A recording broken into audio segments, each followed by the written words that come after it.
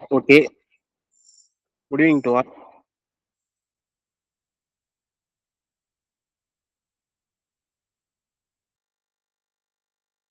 S. நம்ம தொடர்ந்து Hindi Hindu section act பார்த்துட்டு வரோம். ஸோ இதோட நமக்கு 5 கிளாஸ் முடிஞ்சிருக்கு. இது 6வது கிளாஸ். சார் நமக்கு ஒரு ஒரு லைனை இன்டர்பிரட் பண்ணி ரொம்ப அழகாவே இந்த கிளாஸ் கொண்டு போயிருக்காங்க. ஸோ தொடர்ந்து இந்த கிளாஸை பார்த்துட்டு வரவங்களாம் தெரியும் அது எந்த அளவுக்கு யூஸ்ஃபுல்லாக இருந்துச்சுன்னு சொல்லிட்டு. ஸோ யாரும் மிஸ் பண்ணாமல் கிளாஸை பாருங்க. Thank you sir. நீங்கள் ஸ்டார்ட் பண்ணலாம் சார்.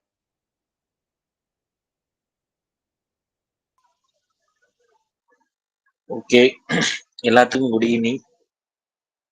ஸோ நம்ம ஹிந்து செக்ஷன் ஆக்ட்ல லாஸ்ட் வீக் செக்ஷன் 8 பார்த்தோம். ஸோ இன்ஹெரிட்டன்ஸ் எப்படி நடக்குது அப்படிங்கிறது சம்பந்தமா நம்ம நேற்று போன கிளாஸ்ல பார்த்துருந்தோம். மேபி அது எல்லாத்துக்கும் புரிஞ்சிருக்குன்னு நினைக்கிறேன். ஸோ அந்த ஹிந்து சக்சஷன்ல இன்ஹெரிட்டன்ஸ் சம்பந்தமா, ஸோ ஒரு ஹிந்து மேல் அவருக்கு செப்பரேட்டா வந்த ப்ராப்பர்ட்டி சம்பந்தமா எந்த ஒரு ஏற்பாடும் செய்து வைக்காம இறந்துட்டாரு அப்படின்னா அது எப்படி டிரைவேட் ஆகி சப்சிக்வெண்டா யார் யாருக்கு போகும் அப்படிங்கிறதும், ஸோ அதுல எந்தெந்த ஹேர்ஸ் இருக்காங்க அப்படிங்கறதெல்லாம் சொல்லியிருந்தேன். அதுல ஏதாவது சந்தேகங்கள் யாருக்காவது இருக்கா? இருந்துன்னா அது ஏதாவது இருந்துச்சுன்னா புட் ஃபோர்த் பண்ணுங்க. இல்ல அப்படின்னா அடுத்துதான் நம்ம ஃபீமேல் ஹிந்துஸோட இதுக்குள்ள உள்ள போயிடலாம். யாருக்கா ஏதாவது சந்தேகங்கள் இருக்கிறதா அதுல இருந்து?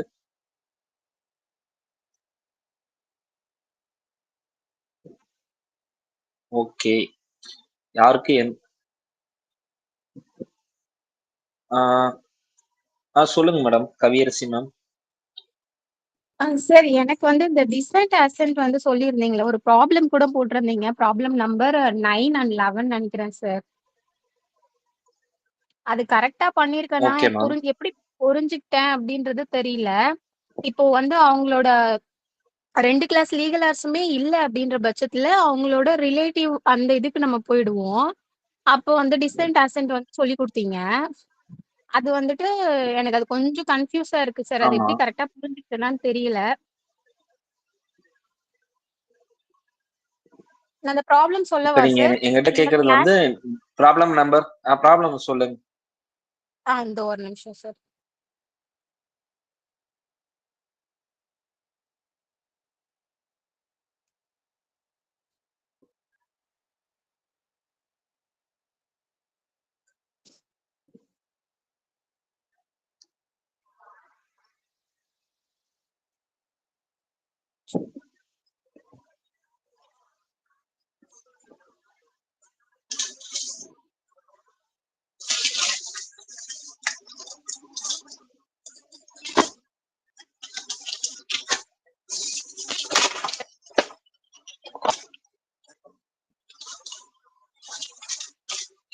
சார் ப்ராப்ளம் சொல்லவா சார்?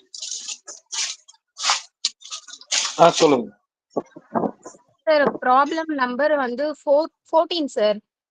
ஒரு இந்து ஆண் தனது சொத்து குறித்து எந்த ஏற்பாடும் செய்து வைக்காமல் இறந்துவிட்ட சூழ்நிலையில் அவருக்கு நேரடி முதல் நிலை மற்றும் 2ஆம் நிலை வாரிசுகள் யாரும் இல்லாத நிலையில் அவரது சொத்திற்கு இறந்த நபரின் சகோதரனின் பேரனும் சகோதரியின் பேரனும் உரிமை கோரும் நிலையில் இவர்களில் யாருக்கு உரிமை கிடைக்கத்தக்கது அப்படின்னு கேட்டிருந்தீங்க சார். ஆமா மேடம். இதுல அவங்க 2 கிளாஸ் லீகல் ஆர்ஸும் இல்ல சார். அவங்களுக்கு பொது மூதாதையர் பொது இதுவா மூதாதையரா வரவங்க இதுல இருந்துட்டு இந்த சகோதரனின் பேரன் அவங்க வராங்கல்ல சார். அவங்களுக்கு என்ன வந்துச்சு அப்படின்னா 3 அசென்ட் டிகிரி வந்துச்சு, 3 டிசென்ட் டிகிரி வந்துச்சு சார். அந்த கிராண்ட் ஃபாதர் சிஸ்டர்ஸ்க்கு சனுக்கு 3 அசென்ட் டிகிரி மட்டும்தான் வந்துச்சு, நோ டிசென்ட் டிகிரி வரல. அதன்படி நீங்க செக்ஷன் இல்ல இதுல நான் சகோதரனின் பேரன் சகோதரியின் பேரன் அவ்வளவுதான் சொல்லியிருக்கேன். இறந்த நபரோட சகோதரனின் பேரன் சகோதரியின் பேரன். அப்ப 2 பேருக்கு ஈக்குவல் கேடர்ல தான் டிகிரிஸ்ல இருப்பாங்க. ஏன்னா இப்ப இறந்த நபரோட சகோதரனின் பேர்னா காமன் பாத்தீங்கன்னா இறந்த நபரோட அப்பால இருந்தா காமன்ல வரும். சோ இறந்த நபரோட அப்பாவுக்கு ஒரு டிகிரி மேல அசன்ட் போறீங்க. அதுக்கப்புறம் டிசென்ட் வரையில இதுல வரையில சகோதரனுக்கு வருவீங்க, அதுல வரையில சகோதரிக்கு வருவீங்க டிசென்ட்ல. சரிங்களா? அதுக்கடுத்து பேரன்னா அதுக்கப்புறம் இன்னும் 2 லெவல் வருவீங்க. சரிங்களா? அப்போ லெவல் பாத்தீங்கன்னா உங்களுக்கு ஒரு அசன் மேல போய் கீழே 3 டிசென்ட் வருது. சரிங்களா? புரிஞ்சுங்களா அது? Yes sir. புரிஞ்சுது. Yes sir. அப்ப 2 பேர்த்துக்கும் ஈக்குவல் தான் இருக்கு. சோ டிகிரிஸ்ல 2 பேர்த்துக்கும் இல்ல. சரி, அப்படி இருக்கிற சமயத்துல நம்ம வந்து என்ன படிச்சோம்? ஆக்னெட்ஸ் இதுல வந்து சகோதரன் போது எல்லாமே மேல் வரி இதா வருது. சகோதரியும் போது ஃபீமேல் வர்றாங்க. சோ ஆக்னெட்ஸும் கோக்னெட்ஸும் இருக்காங்க. அப்ப 2ல எதுக்கு ப்ரிஃபரன்ஸ் கொடுக்கணும் நம்ம பார்த்தோங்க. ஆக்னெட்ஸ் தான் கொடுக்கணும். மேல் வாரிசுதாரர்கள் இருக்கும்போது ஆக்னெட்ஸ் தான் கொடுப்போம் அப்படின்னு பார்த்தோம் சார். அப்ப வந்து மேல் வாரிசுக்கு இருக்கும்போது அப்ப சகோதரனின் பேரனுக்கு தான் வந்து அதுல ரைட்ஸ் வரும். Okay sir. புரிஞ்சுதுங்களா கான்செப்சுவலா? இது புரிஞ்சிச்சு சார். சோ இப்ப நீங்க இதுல வந்து சொல்லும்போது ஈக்குவல் டிகிரி வர்றதுனால அதை பாக்குறோம். இன்கேஸ் டிகிரி டிஃபரன்ஸ் வருது அப்படிங்கிற பட்சத்தில் சோ எது கம்மியான டிகிரியோ அந்த டிகிரி தான் எடுத்துக்கணும். இப்போ ஃபார் எக்ஸாம்பிள் இதுல வந்து சகோதரனின் பேரன் வந்திருக்கு. அதுல வந்து சகோதரியின் பையன் போட்ட செகண்ட் கிளாஸ்லயே வந்துருவாங்களா? ஃபார் எக்ஸாம்பிள் இது சகோதரின் பேரனின் மகன் வச்சுக்கோங்க. அதுல சகோதரியின் பேரன் மட்டும் வச்சுக்கோங்க. சோ அதுல போகும்போது 5 டிகிரி போற மாதிரியும் இதுல 4 டிகிரி இருக்குன்னா அப்ப ப்ரிஃபரன்ஸ் வந்து எதுல கம்மியான டிகிரி இருக்கோ அந்த ப்ரிஃபரன்ஸ் தான் நீங்க கொடுக்கணும். புரிஞ்சுங்களா? எஸ் சார், புரிஞ்சுது. நான் பட் ஆனா வந்து இந்த சகோதரின்னு சொல்லுங்க மேடம். இல்ல சார், சகோதரின்னு சொல்லும்போது அவங்க வந்துட்டு டிசென்ட்ல வரவே மாட்டாங்க அப்படின்னு நினைச்சுக்கிட்டேன் சார். ஏன்னா ஒரு ப்ராப்பர்ட்டி கேர்ளோட ப்ராப்பர்ட்டியா அது ஒன்ஸ் அவங்களுக்கு வந்துச்சுன்னா அது அவங்களுக்கு வந்துட்டு ப்ராப்பர்ட்டி செல்ஃப் அக்யூர்டா ஆயிடுது. அதனால அவங்க டிசென்ட்குள்ள வரமாட்டாங்க அப்படின்னு ஒரு கான்செப்ட் நான் புரிஞ்சுக்கிட்டேன். சோ அதனால இந்த கன்ஃபியூஸ் வந்துச்சு எனக்கு sir.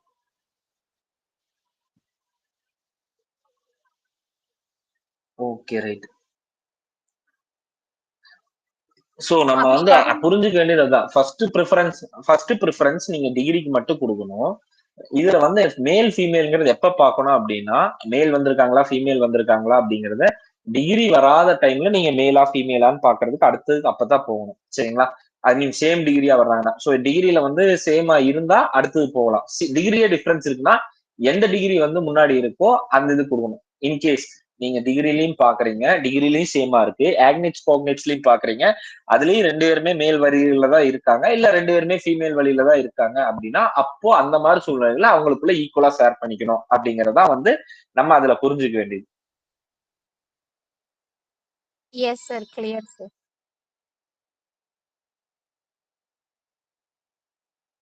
Okay, Tamil sir hand rice பண்ணிருந்தீங்க. உங்களுக்கு ஏதாவது டவுட்ஸ் இருக்கா சார்? நான் கடைசியா கேட்டுக்கிறேன் சார் கிளாஸ்ல.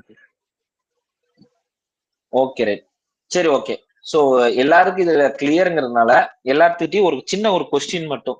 நான் இன்னைக்கு குரூப்ல ஒரு இது போட்டிருப்பேன், ஒரு பிடிஎஃப் போட்டிருப்பேன். பாத்தீங்களான்னு தெரியல எல்லாரும். ஒரு 1 hour பிஃபோர் போட்டிருப்பேன். சோ அந்த பிடிஎஃப் வந்து என்ன அப்படின்னா ஒரு ஜிஓ. அந்த ஜிஓல என்னன்னா லீகல் ஏர்ஸ் வந்து எல்லாத்தையும் சேர்த்துன்னு ஐ மீன் லீகல் சர்டிபிகேட் கவர்மெண்ட் இஷ்யூ பண்றாங்கல்ல, அந்த லீகல் சர்டிபிகேட்ல இப்போ ஒரு இறந்த ஆண் இறக்குறாரு அப்படின்னா அவருடைய அப்பாவையும் அந்த அப்பாவையும் அதுல மென்ஷன் பண்ணி லீகல் சர்டிபிகேட் இஷ்யூ பண்ணிருப்பாங்க. பாத்திருக்கீங்களா? இப்ப இஷ்யூ பண்ற லீகல் சர்டிபிகேட்ல யார் யாரெல்லாம் இருக்காங்கன்னு பாத்திருக்கீங்களா? ஓகே, எல்லாருமே பார்த்திருப்பீங்க. சோ அதுல வந்து அப்பாவும் ஒன் ஆஃப் த பர்சனா அதுல ஆட் பண்ணிருப்பாங்க. சரிங்களா? ஆனா நம்மளுடைய ஹிந்து சக்சஷன் ஆக்ட் படி வந்து அப்பாவுக்கு வந்து இது வருதுங்களா, ரைட்ஸ் வருதா மத்தவங்களா இருக்கும்போது ஃபர்ஸ்ட் கிளாஸ்ல? அப்போ இதுல அவரை சேர்த்துறதுனால நமக்கு என்ன எஃபெக்ட் ஆகும், சோ இது வந்து என்ன தாக்கத்தை கொடுக்கும் அப்படிங்கிறத இந்த ஜியோவும் பார்த்துவாங்க, இதுல ஒரு கேஸ்லாவும் சொல்லியிருப்பாங்க. சோ இந்த 2ஐயும் பார்த்துட்டு வாங்க. சோ இத பார்த்துட்டு வாங்க. சப்சிக்வெண்டா நான் வந்து இது சம்பந்தமான விளக்கத்தை நான் உங்களுக்கு வந்து நெக்ஸ்ட் கிளாஸ்ல தர்றேன். சோ இது வந்து உங்களுக்கான ஹோம்ஒர்க். ஏன்னா நமக்கு இந்த டவுட் நீங்க யாராவது கேட்பீங்கன்னு எதிர்பார்த்தேன். ஏன்னா இப்ப இருக்கிற லீகல் சர்டிபிகேட்ல பிராக்டிகலா எல்லாத்தையுமே வந்து நம்ம நான் ஒன்னு கிளாஸ் எடுத்துட்டு போயிட்டேன். அதை பிராக்டிகல் அப்ரோச்ல நீங்க எல்லாமே பாக்குறதா. இது இந்து செக்ஷன் ஆக்ட் வந்து உங்க பக்கத்து வீட்டுல இருந்து உங்க வீட்டுல இருந்து எல்லார் வீட்லயும் நீங்க பார்த்திருப்பீங்க. அப்ப இந்த கேள்வி நீங்க கேட்பீங்கன்னு எதிர்பார்த்த யாரும் கேட்கல. அதனால நான் உங்ககிட்ட இந்த கேள்வி வச்சிருக்கேன், பாத்துட்டு வாங்க. சோ உங்களுக்கு வந்து தேடுறதுக்கு சிரமம் வேணாம்னு நான் அந்த ஜிஓவி சேர்த்தியே கொடுத்துருக்கேன். சோ ஜிஓவி ஃபுல்லா பாத்துட்டு வாங்க. சோ இது சமமான விளக்கத்தை நம்ம வந்து சப்சிக்வெண்டா வந்து அடுத்த கிளாஸ்ல வந்து பார்க்கலாம். ஏன் வந்து அப்பா உள்ள சேர்த்திருக்காங்க, அப்பாவுக்கும் பங்கு வருமா அப்படிங்கறத. சார் காவோ சார் சொல்லுங்க சார்.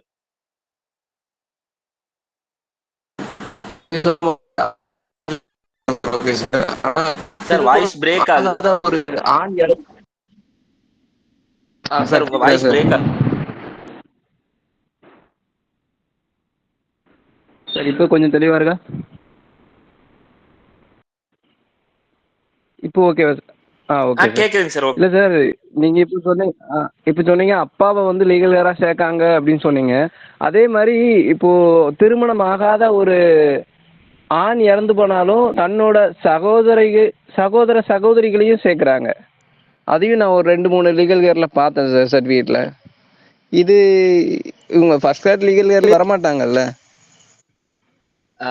Okay right. சோ அதையும் சேர்த்து அதுக்கும் சேர்த்துன ஜியோ தான் இது. சோ அதையும் சேர்த்தியே பாத்துட்டு வாங்க. நான் இதுக்கான இந்த ஜியோல 2மே வந்திருக்கும். சோ நான் கொஸ்டின் ஒன்ன மட்டும் வச்சேன். சரி நீங்க அடுத்த கேள்வி கேட்டனால 2 கொஸ்டினுமே சேர்ந்தே இருக்கட்டும். சோ பாத்துட்டு வாங்க. இந்த ஜியோக்குள்ளேயே வந்து ஒரு கேஸ்லாவையும் ரெஃபர் பண்ணிருப்பாங்க, அதையும் கோத்ரூ பண்ணிட்டு வாங்க. சரிங்களா? சோ அதை பாத்துட்டு வாங்க. நான் அதோட அப்டேட்ஸ் என்ன, அதோட அப்ளிகபிலிட்டி என்ன. சோ தமிழ்நாட்டுல மட்டும்தான் இதை வந்து சேர்த்துற மாதிரி இருக்கும். சோ இதே வந்து கேரளால வந்து கேட்டிருப்பாங்க, கேரளால வந்து சேர்த்த முடியாதுன்னு சொல்லிட்டு கேரளா ஹைகோர்ட் வந்து ரிஜெக்ட் பண்ணிருக்கும். சோ அதெல்லாமே சப்சிக்வெண்ட். பட் இங்க தமிழ்நாட்டுல மட்டும் இது இருக்கும். சோ இதோட தாக்கம் உங்களுக்கு வந்து சொத்து பிரியறதுல எவ்வளவு தூரத்துக்கு இருக்கும் அப்படிங்கறது சம்பந்தமா பாத்துட்டு வாங்க. நான் உங்களுக்கு இன் டெப்தா அதுக்கு அடுத்து என்னங்கிற சொல்றேன். மேம் சபிதா மேம் சொல்லுங்க மேம்.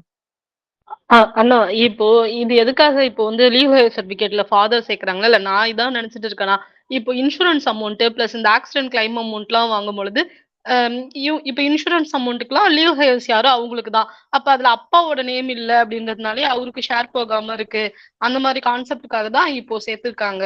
ஆனா ப்ராப்பர்ட்டிக்கு இது அப்ளிகபிள் ஆகாதுன்னு நினைக்கிறேன். நான் இதுக்கப்புறம் கிளாரிஃபை பண்ணிட்டு இல்ல இதுதான் இப்ப தோணுது. அதுக்கப்புறம் டீட்டெயிலா படிச்சுட்டு சொல்றேன். சரி ஓகே. நீங்க சொன்ன இந்த விஷயத்துக்காக அதை மட்டும் நான் கிளாரிட்டி பண்ணிடுறேன். ஏன்னு நான் சொல்ல மாட்டேன். அப்பா அதை சேர்த்துலிங்கிறதுக்கு வேண்டி வந்து இன்சூரன்ஸ்ல கிடையாது. இன்சூரன்ஸ்ல வந்து நமக்கு வந்து கொடுக்கறதே வந்து டிபெண்டன்ட் அப்படிங்கிற வார்த்தை தான் இருக்கும், லீகல் ஹேர்ஸ் இருக்காது. So who are all dependent they can receive the insurance. So அந்த மேட்டர் ஆக்சிடென்ட் கிளைம்க்கு நீங்க கேட்கறீங்க அப்படிங்கிற பட்சத்துல ஒரு விபத்துக்கு சம்பந்தமா இது கேட்கறீங்க அப்படின்னா டிபெண்டன்ஸ் யாரெல்லாம் இருக்கீங்களோ அவங்க யாரு வேணா கேட்கலாம். Even sister can claim, even brother can claim. Married person கூட அவங்க அக்கா வந்து விதவியாயோ இல்ல வேற ஏதாவது வந்து அவங்க வீட்டுலதான் இருக்காருன்னா அவர் கிளைம் பண்ணலாம். சோ அதுல வந்து டிபெண்டா யாரு இருந்தாலும், அவர் வந்து ரோட்ல போறவரா இருக்காரு, அவர் இதை எடுத்து கூட வளர்த்துட்டு இது பண்ணிட்டு இருக்கலாம், பார்த்துட்டு இருக்கலாம், அவரு கூட கேட்கலாம். So who are all dependence can claim and insurance, அவ்வளவுதானே தவிர அதுக்கும் இதுக்கும் சம்பந்தம் இல்ல. பட் பாத்துட்டு வாங்க. சோ இதுல வந்து அப்ளிகபிலிட்டி எவ்வளவு தூரத்துக்கு அப்படிங்கறத பாத்துட்டு வாங்க, பாத்துக்கலாம். Okay right. Ma'am Kaviyarasi ma'am சொல்லுங்க மேம். சார் இதுல எனக்கு இன்னொரு டவுட் சார். நான் இப்போதான் ரீசெண்டா ஒரு கிளைண்ட்டுக்கு வந்துட்டு லீகல் சர்டிபிகேட் வாங்கினோம் சார். அதுல வந்துட்டு ஃபாதரை வந்து இன்க்ளூட் பண்ணியிருக்காங்க, முன்னாடி வந்து பண்ணல. இப்போ அந்த ஹஸ்பண்ட் இறந்துட்டாரு அப்படின்னா அவங்களுக்கு ஒய்ஃப் 2 சில்ட்ரன் அப்புறம் பேரண்ட்ஸ் இருக்காங்க, அவங்களுக்கு சிஸ்டர்ஸும் இருக்காங்க sir.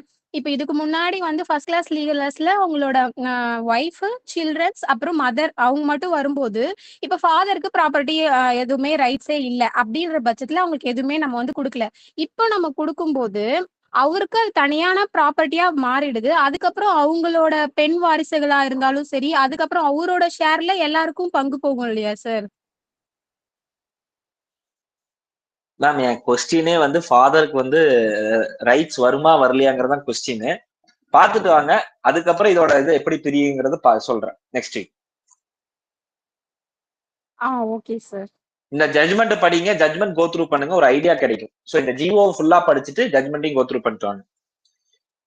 Okay. Yes sir. So right. நம்ம வந்து செக்ஷன் 8 வந்து ஏற்கனவே பார்த்துட்டோம். சோ ஒரு ஹிந்து மேலோடது எப்படி பிரியுதுங்கிறது நமக்கு தெரிஞ்சிருச்சு. சரி ஓகே, ஒரு மேல்து பிரியது தெரிஞ்சிட்டோம். சரி ஓகே, ஃபீமேல்து பிரியது சம்பந்தமா எங்க சொல்லியிருக்காங்க ஹிந்து செக்ஷன் ஆக்ட்ல? ஒரு ஹிந்து ஃபீமேல் டையிங் இன்டெஸ்டேட் அப்படின்னா அவங்க சொத்து பிரியது சம்பந்தமா எந்த செக்ஷன்ல சொல்றாங்க?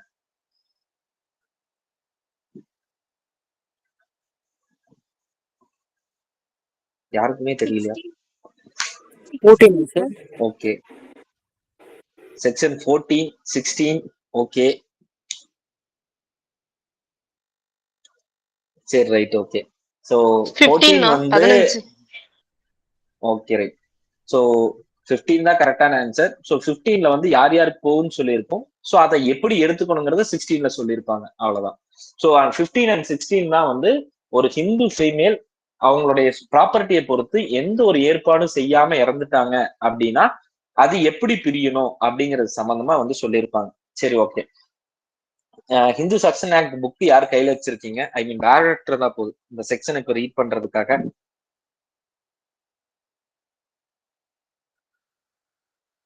ஓகே.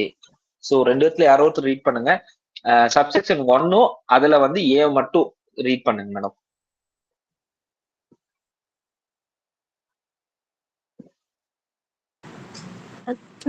தம்பி சார், நீங்க ரீட் பண்ணிடுங்க சார். நான் சரி யாரோ ஹேண்ட் ரைஸ் பண்ணுதான்னு பண்ணேன். கொஞ்சம் த்ராட் இன்ஃபெக்ஷனா இருக்கு. செக்ஷன் 15 சார், அது ஏபிசி எல்லாமேவா இல்ல? இல்ல, ஃபர்ஸ்ட் ஏ இதை மட்டும் ரீட் பண்ணுங்க. 15 அது அப்படியே ஏ வரைக்கும் மட்டும் ரீட் பண்ணுங்க.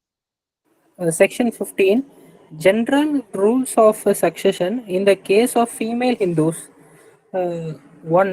The property of a female Hindu dying intestate shall devolve according to the rules set out in Section 16. A. Firstly, upon the sons and daughters, including the children of any predeceased son or daughter and the husband. Okay. So நம்ம general rules of succession ஒரு Hindu female இன்டர்ஸ்டேட்டா இறக்குறாங்க அப்படின்னா அது எப்படி devolve ஆகணும் அப்படிங்கறத 15ல பாக்குறோம். 15(1) என்ன சொல்லுது? ஒரு ப்ராப்பர்ட்டி இருக்கு, அந்த ப்ராப்பர்ட்டி யாருது அப்படின்னு பாத்தீங்கன்னா ஒரு ஹிந்து ஃபீமேல்து. அவங்க என்ன ஆயிடுறாங்க? இறந்துடுறாங்க. டையிங். எப்படி இறந்துடுறாங்க? சொத்து குறித்து எந்த ஒரு இது ஏற்பாடு செய்து வைக்காமல் இன்டெஸ்டேட்டா இறந்துடுறாங்க. அப்போ அது எப்படி டிவால்வ் ஆகுது? அது எப்படி அவங்களுடைய வாரிசுகளுக்கு போய் சேருது அப்படின்னா according to the rules set out in section 16. So section 16ல சொல்லி இருக்கிற விதிகளின் அடிப்படையில அது வந்து போய் சேருங்கிறாங்க. சரி, ஓகே. நம்ம செக்ஷன் 16க்கு அடுத்தது போவோம். முதல்ல இதுல யார் யாருக்கு போகுதுன்னு நம்ம தெரிஞ்சுக்குவோம். சரி, ஓகே. யார் யாருக்கு போகுது? முதல்ல யாருக்கு போகுது? ஃபர்ஸ்ட்லி யாருக்கு போகுது? Upon the sons and daughters. முதல்ல யாருக்கு போகணும்? அவருடைய மகன் அல்லது மகள்கள் இருக்காங்கன்னா அவங்களுக்கு போகணும். சரி, ஓகே. இந்த மகன் அல்லது மகள்ல யார உள்ளடக்கியதுங்கிறாங்க? Including the children of any predeceased son or daughter. அப்போ இதற்கு முன்னாடியே இறந்து போன மகனோ மகளோ, அவர்களின் மகனோ மகளோ, ஸோ இறந்த மகனின் மகனோ இல்ல இறந்தின் மகனின் மகளோ, ஸோ அவங்களுடைய மகனோ மகளோ வந்து சேர்ந்தவங்க தான் இதுல சொல்லி இருக்க சன்ஸ் அண்ட் டாட்டர்ஸ். சரி, ஓகே. அதை தாண்டி வேற யாருக்கு? அண்ட் தி ஹஸ்பண்ட் அப்படிங்கிறாங்க. ஸோ முதல்ல ஒரு ஹிந்து ஃபீமேல் இறந்துட்டாங்க, எது சொத்து குறித்து எந்த ஏற்பாடும் செய்யாம இறந்துட்டாங்க இன்டர்ஸ்டேட்டா அப்படின்னா இதுல வந்து யார் யாருக்கு போகணும்னு சொல்லியிருக்காங்க? மகனுக்கு போகணும்னு இருக்காங்க, மகள்களுக்கு போகணும்னு இருக்காங்க. சரி, ஓகே. அதுக்கப்புறம் யாருக்கு போகணும்னு இருக்காங்க? Children's of any predeceased Sun, முன்னாடியே இறந்த மகனோ மகளோ அவங்களுடைய குழந்தைகளுக்கு போகணும் அப்படிங்கறத சொல்லியிருக்காங்க. இவங்க இல்லாம வேற யாருக்கு போகணும்? ஹஸ்பண்டுக்கு போகணும் அப்படிங்கறதா ஏல சொல்லியிருக்கிறது. சரி, ஓகே. அடுத்தது பி வாசிச்சிருங்க சார். பிசி பில இருந்து இ வரைக்குமே வாசிச்சிருங்க. Okay sir. B, secondly upon the heirs of the husband. C, thirdly upon the mother and father.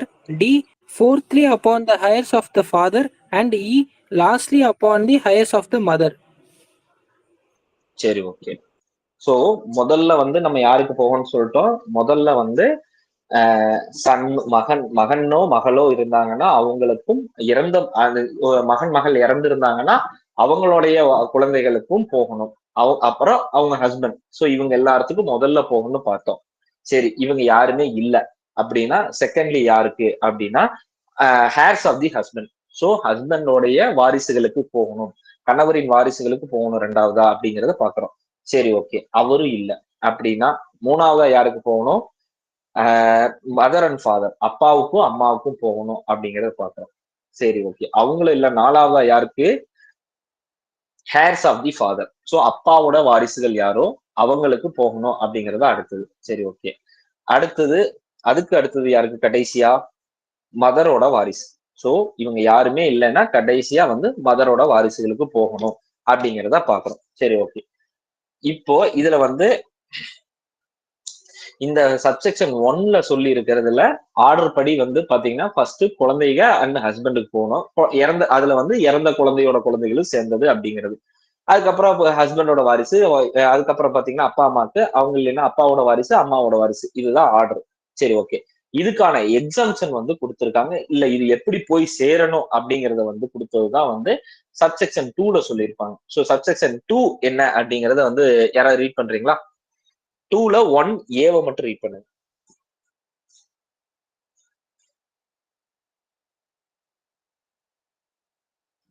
2A. நானே படிச்சிடறேன் சார். படிங்க sir. Subsection 2, notwithstanding anything contained in subsection 1, A, any property inherited by the female Hindu from her father or mother shall devolve in the absence of any son or daughter of the deceased, including the children of any predeceased son or daughter, not upon the other heirs referred to in subsection 1 in the order specified therein, but upon the heirs of the father. And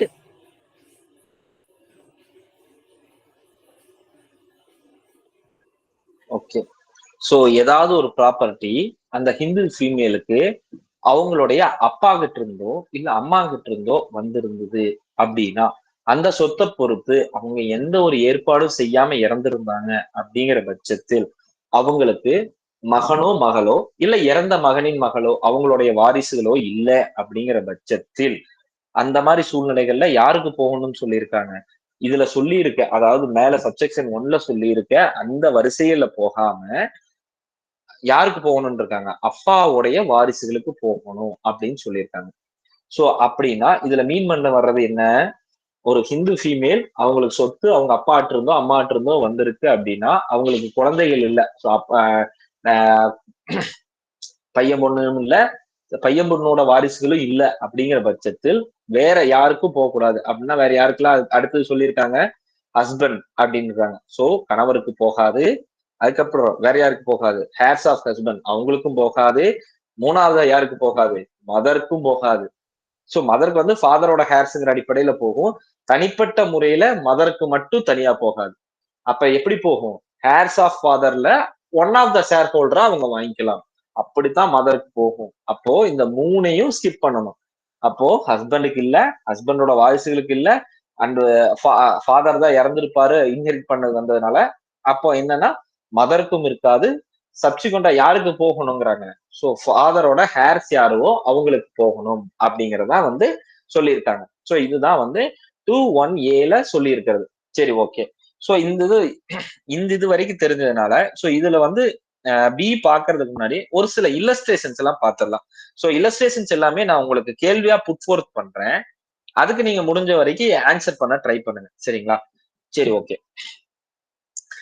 இதுல ma'am Sathya ma'am and Kaviyarasi ma'am சொல்லுங்க ma'am. ஏதாவது டவுட்ஸா இதுல? ஆமாங்க sir. Sir இப்போ அவங்க சொல்லுங்க madam. ஃபாதரோட கேஸுக்கு தான் போகணும். அப்ப இவங்க அண்ணனுக்கு அந்த மாதிரி போகணுமா சார்? ஆமா மேடம். சோ ஃபாதருக்கு யாரெல்லாம் இந்த வாரிசா வருவாங்களோ செக்ஷன் 8ல பார்த்தோம்ல, கிளாஸ் 1 கிளாஸ் 2 ஹேர்ஸ் எல்லாம் எப்படி வருவாங்க? ஒரு ஹிந்து மேல் வந்து இறந்துட்டாரு ஒண்ணும் செய்யாமன்னா, அப்ப என்ன? அப்பா இறந்துட்டார். அப்பாங்கிறது என்னது? ஹிந்து மேல். அவர் இறந்துட்டார். அவருக்கு யாரெல்லாம் வாரிசு வருவாங்க? அந்த வாரிசுகள் எல்லாத்துக்கும் அந்த ஷேர் போகும். அவ்வளவுதான். அப்படி போகும். Okay sir. ஆமா மேடம். மேடம் கவியரசி மேடம் சொல்லுங்க மேடம். சார் இந்த பில வந்து secondly upon the heirs of husband சொல்றாங்கல்ல சார். இப்போ ஹஸ்பண்டோட ஆமா மேடம். வாரிசுதாரர்கள்னா அப்போ அந்த இது ஒய்ஃபோட வாரிசுதாரர்கள் தானே சார் அடங்குவாங்க. ஹஸ்பண்டோட வாரிசுதாரர்கள் ஒய்ஃபுக்குன்னு தனியா அந்த மாதிரி இல்ல சார். இல்ல ஹஸ்பண்டுக்கு மட்டும் செகண்ட் மேரேஜ் ஆகி அவங்களுக்கு வர வாரிசுகள் அந்த மாதிரி சொல்ல வராங்களா சார்? அது எனக்கு புரியல சார். Okay ma'am. அதான் வந்து ஹஸ்பண்டுக்கு வந்து செகண்ட் மேரேஜும் ஆயிருக்கலாம். இதுல வந்து யாருக்கெல்லாம் கொடுக்கணும்னு சொல்லியிருக்காங்க? பையனுக்கு கொடுக்கணும், பொண்ணுக்கு கொடுக்கணும், இல்ல அப்படிங்கிற பட்சத்துல வேற யாருக்கு கொடுக்கணும்னு சொல்லியிருக்காங்க? இறந்து ஆ போன பையனோட பையனுக்கு கொடுக்கணும், பொண்ணுக்கு கொடுக்கணும்னு சொல்லியிருக்காங்க. சரிங்களா? இதுல எஸ் சார். மருமகள் வரல. மருமகளுக்கு கொடுக்கணும்னு இருக்குங்களா? இல்ல சார். இல்ல இறந்த பையனோட மருமகளுக்கு கொடுக்கணும்னு இருக்கா? இல்ல. அவங்கெல்லாம் வந்து ஒரு ஹிந்து மேல் இறந்திருந்தாருன்னா அவரோட வாரிசுல அவங்க எல்லாம் இருப்பாங்கல்ல. ஃபர்ஸ்ட் கிளாஸ்லயே அவங்க இருக்காங்களா? எஸ் சார் இருப்பாங்க. சோ அந்த மாதிரி வாரிசுகள்லாம் வர்றாங்கல்ல. சோ அவங்களுக்கெல்லாம் போகணுங்கிறது. இன்னொன்னு செகண்ட் மேரேஜ் ஆயிருந்தாருன்னா அவருக்கு அந்த மேரேஜ் மூலமா குழந்தைகள் இருந்தால் அவங்களும் வருவாங்க. சரிங்களா? அதையும் உள்ளெடுக்கணும் தான். பட் நான் சொல்றேன். சோ ஃபர்ஸ்ட் கிளாஸ்லயே யாரெல்லாம் மிஸ் அவுட் ஆயிருப்பாங்க அப்படிங்கறதுனால சொல்றேன். Okay, okay sir. சோ அந்த வாரிசுகளுக்கெல்லாம் போய் சேர்றதுக்காகத்தான் வந்து இந்த இது சொல்றது. Okay right. சரி. இதுல வந்து என்னுடைய கேள்விகளை புட் ஃபோர்த் பண்றேன். ஃபர்ஸ்ட் சோ இல்லஸ்ட்ரேஷன் 1ல இருந்தே வந்து ஃபர்ஸ்ட் வந்துடுறேன். சரிங்களா? இப்போ வந்து இதுல வந்து சன்ஸ் அண்ட் டாட்டர்ஸ் ஃபர்ஸ்ட் வந்து சொத்து வந்து ஒரு ஹிந்து ஃபீமேலோட சன்ஸ் அண்ட் டாட்டர்ஸுக்கு போகணும் அப்படிங்கிறது அண்ட் ஹஸ்பண்டுக்கு போகணும்னு இருக்கு. சரி ஓகே. இதுல இன்கேஸ் ஃபார் எக்ஸாம்பிள் வந்து ஒரு ஹிந்து ஃபீமேல் வந்து ஒண்ணுமே செய்யாம இறந்துடுறாங்க. சரிங்களா? அவங்களுக்கு வந்து அவங்களுடைய ஃபர்ஸ்ட் ஹஸ்பண்ட் கிட்ட இருந்து ஒரு ப்ராப்பர்ட்டி வந்திருக்கு. சரிங்களா? ஃபர்ஸ்ட் ஹஸ்பண்ட் கிட்ட இருந்து அவங்களுக்கு ஒரு ப்ராப்பர்ட்டி வந்திருக்கு. அவங்க சப்சிக்வெண்டா மேரேஜ் பண்ணி செகண்ட் ஹஸ்பண்ட் மூலமா ஒரு குழந்தை வந்திருக்கு. சரிங்களா? அந்த குழந்தை உயிரோட இருக்கு. இப்போ அந்த ஹிந்து ஃபீமேல் இறக்குறாங்க. அந்த ப்ராப்பர்ட்டி ஃபர்ஸ்ட் ஹஸ்பண்டோட லீகல் ஹேர்ஸ்க்கு அங்க போயிருமா, இல்ல இந்த செகண்ட் ஹஸ்பண்ட் மூலமா பிறந்த இந்த குழந்தைக்கு இதுல ரைட்ஸ் வருமா? யாராவது ஆன்சர் பண்றீங்களா? கேள்வி புரிஞ்சுதா என்னோடது? ஒரு தடவை ரிப்பீட் பண்ணுங்க சார். ஓகே. சோ என் கேள்வி என்னன்னா, ஒரு ஹிந்து ஃபீமேலுக்கு ஒரு ப்ராப்பர்ட்டி வந்திருக்கு. ப்ராப்பர்ட்டி எப்படி வந்திருக்குன்னா, அவங்க ஃபர்ஸ்ட் மேரேஜ் பண்ணியிருக்காங்க. ஃபர்ஸ்ட் மேரேஜ்ல ஹஸ்பண்ட் இறந்துடுறாரு. அவரோட வாரிசுங்க அடிப்படையில அவங்களுக்கு சொத்து வந்துருது. சப்சிக்வெண்டா அவங்க என்ன பண்றாங்க, இரண்டாவது ஒரு திருமணம் பண்ணிக்கிறாங்க. சரிங்களா? ஃபர்ஸ்ட் மேரேஜ்ல அவங்களுக்கு குழந்தைகளே இல்ல. சரிங்களா? இரண்டாவது மேரேஜ்ல ஒரு திருமணம் பண்ணிக்கிறாங்க. இரண்டாவது மேரேஜ்ல ஒரு குழந்தை பிறந்திருக்கு. சரிங்களா?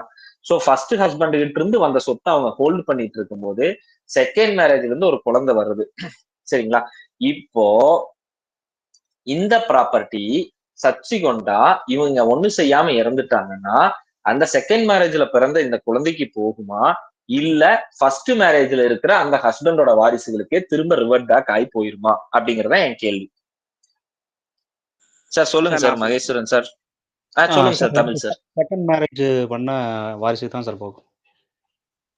செகண்ட் மேரேஜ் பண்ண வாரிசு. சோ ஐ மீன் அந்த சன்னுக்கு போயிரும் அப்படிங்கிறீங்க. ஆமாங்க சார், ஆமாங்க sir. Sir Tamil sir. Tamil sir நீங்க? சார் இது வந்து ஆன்செஸ்டர் ப்ராப்பர்ட்டியும் அந்த ப்ராப்பர்ட்டி தான். ஸோ ஹஸ்பண்ட் வந்து இறந்துட்டா விடோவுக்கு கண்டிப்பா வந்துடும். இப்போ விடோவுக்கு வரும்போது செக்ஷன் 14 படி அவங்க வந்து அப்சல்யூட் ரைட் வந்துடும். ஸோ அவங்களுக்கு வந்து ஓன் ப்ராப்பர்ட்டி ஆகும்போது அவங்க வந்து கொடுக்கலாம் சார். ஓன் ப்ராப்பர்ட்டி ஆகும்போது கொடுக்கலாம். இல்ல என் கேள்வி வந்து இதுல என்ன சொல்லியிருக்காங்க, சன்ஸ் அண்ட் டாட்டர்ஸ்க்கு போகணும் அப்படின்னு இருக்காங்க. அப்படி இல்லைன்னா அப்ப அந்த ஹேர்ஸ் ஆஃப் ஹஸ்பண்ட் இருக்கு அப்படிங்கிறதுனால நான் உங்ககிட்ட கேட்கறேன். சோ இதுல வந்து சன்ஸ் அதான் குழந்தைகள் இல்லையே. ஃபர்ஸ்ட் ஹஸ்பண்ட் கூட குழந்தை இல்ல. செகண்ட் ஹஸ்பண்ட் கூட தான் ஒரு குழந்தை பிறந்திருக்கு. செகண்ட் ஹஸ்பண்ட் கூட பிறந்த குழந்தைய இதுல இருக்க குழந்தைகளா ஏத்துக்க முடியுமா அப்படிங்கறதான் கேள்வி.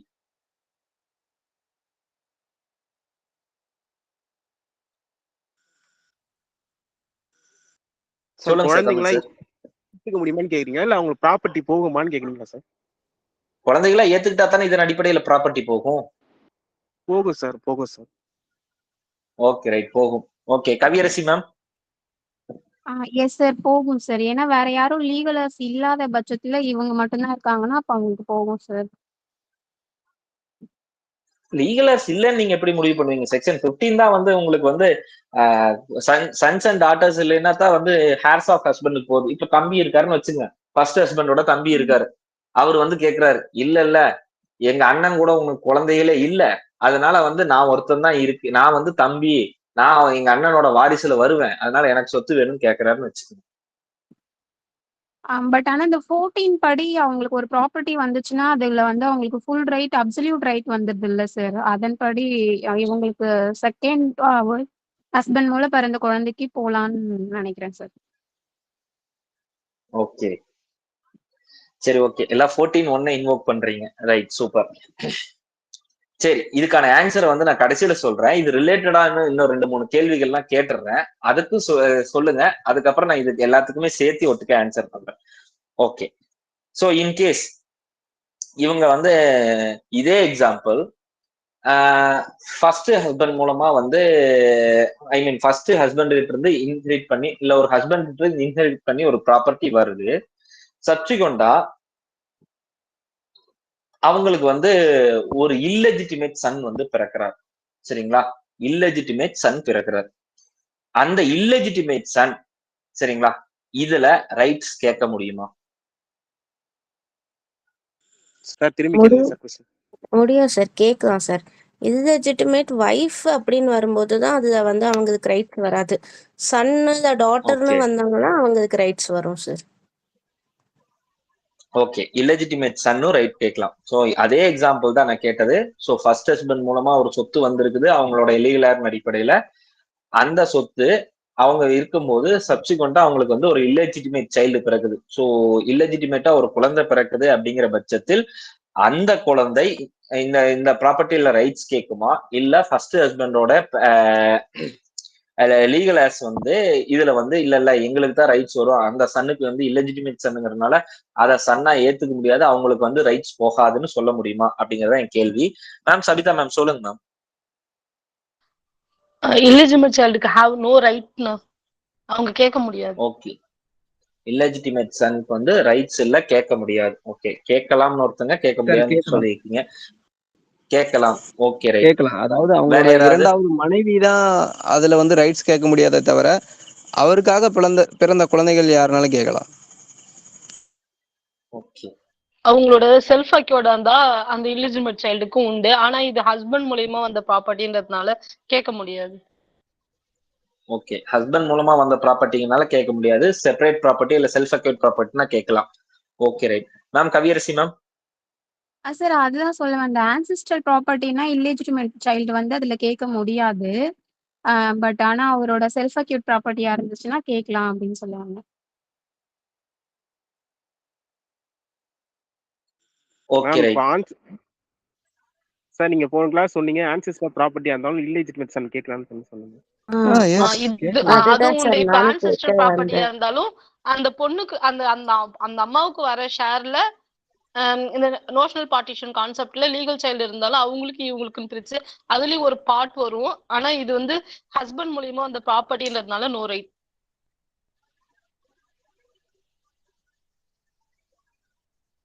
Okay right. சரி ஓகே. சோ இதுல வேற ஏதாவது விதமா சொல்றீங்களா?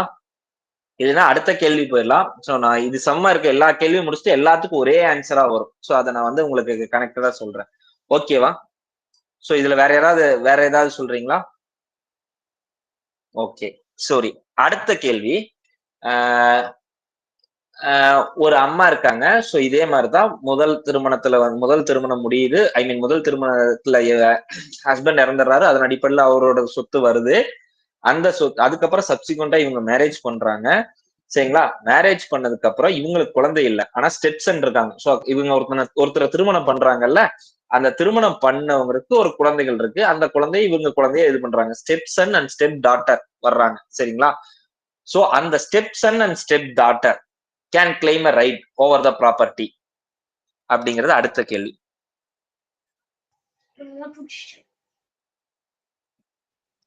சார் கிளைம் பண்ணலாம் சார். சார் கிளைம் பண்ணலாம் சார். ஸ்டெப்சன் ஆல்சோ இதுவா வருவாங்க சார், சன் டாட்டர்ஸா வருவாங்க, லீகல் ஆஸா வருவாங்க ஓகே, சார். ஸ்டெப்சன் அண்ட் டாட்டர்ஸும் வருவாங்க, கிளைம் பண்ணலாம். ஓகே மேம் கவியரசி மேம் சொல்லுங்க. சார் நான் தான் சொன்னேன், அதுக்கப்புறம் நான் ரைஸ் பண்ணேன். ஓகே சரி ma'am, okay right. So stepson and step daughter, அதாவது வந்து 2வது கணவருடைய அவருடைய குழந்தைகள் அவங்களுக்கு கேட்கலாம் அப்படிங்கறத எல்லாரும் சொல்லியிருக்கீங்க. சரி ஓகே. அடுத்து நோ இன்னொரு கேள்வி. Right. No right. Okay, so no ரைட்னு ஒருத்தன் சொல்லியிருக்காங்க, மிச்சவங்க எல்லாருமே வந்து ரைட் இருக்குங்கிறீங்க, அதானே? சோ இதுல வந்து கேள்வி வந்து நல்லா புரிஞ்சுக்குங்க. முதல் கணவரோட சொத்து வந்திருக்கு, அதாவது வந்து முதல் கணவர்கிட்ட இருந்து ஒரு சொத்து வருது, அவர் இறந்ததுக்கு அப்புறம் சொத்து வருது. இவங்களுக்கும் இரண்டாவது கணவருக்கும் பிறந்த குழந்தை இல்ல, இரண்டாவது கணவருக்கு ஏற்கனவே வேறொரு திருமணத்துல பிறந்த குழந்தை. அந்த குழந்தை இவங்களுடைய ஸ்டெப் சன் அண்ட் ஸ்டெப் டாட்டருக்கு சொத்து பங்கு வருமா அப்படிங்கறத என் கேள்வி. வரும்னு எல்லாரும் சொல்லியிருக்கீங்க, ஒருத்தவங்க மட்டும் சபிதா மேம் மட்டும் வராதுன்னு சொல்லியிருக்காங்க. Okay right. சரி, அடுத்த கேள்வி. சோ இன்கேஸ் அதே மாதிரி வர்ற ப்ராப்பர்ட்டி அவங்க வந்து ஒரு சன்னோ டாக்டரோ அடாப்ட் பண்றாங்க. சோ அந்த அடாப்ட் பண்ண சன்னுக்கு இல்ல டாக்டருக்கு சோ அந்த அவங்களுக்கு ரைட்ஸ் வருமா? இல்ல லீகல் வந்து இல்ல அவங்களுக்கு சன் இல்ல, சோ நான் தான் வந்து ஹஸ்பண்டோட ஹேருங்கிற அடிப்படையில் வேற ஏதாவது ஹஸ்பண்டோட ஹேர் கேட்கறாங்கன்னு வச்சுங்க, ஹஸ்பண்ட் இருந்து வந்த ப்ராப்பர்ட்டி இவங்க யாருமே இல்ல அதனால எனக்கு வரணும் அப்படின்னு கேட்கறாங்க அப்படின்னா அவங்க கேட்க முடியுமா? சோ அடாப்டட் சன்னுக்கு ரைட் வராது, அடாப்டட் சன்னுக்கே ஃபுல்லா கொடுக்க முடியாது அப்படின்னு சொல்ல முடியுமா? மேம் சொல்லுங்க மேம். சபிதா மேம். ரைட் உண்டுண்ணா. அடாப்டட் சன் வந்து ட்ரீட்டட் அஸ் நேச்சுரல் சன் மாதிரி தான், அதனால அவங்களுக்கு ஃபுல் ரைட் உண்டுண்ணா, தரலாம். Okay okay right. So adopted சன்னும் வந்து ஃபுல் ரைட் வந்துடும், அவரும் வந்து ஃபுல்லா வந்து இது பண்ணிக்க முடியும், அதனால வந்து அவருக்கு ரைட்ஸ் இருக்கு. ஓகே. ஸோ இதுல வேற ஏதாவது இருக்கா சொல்றதுல?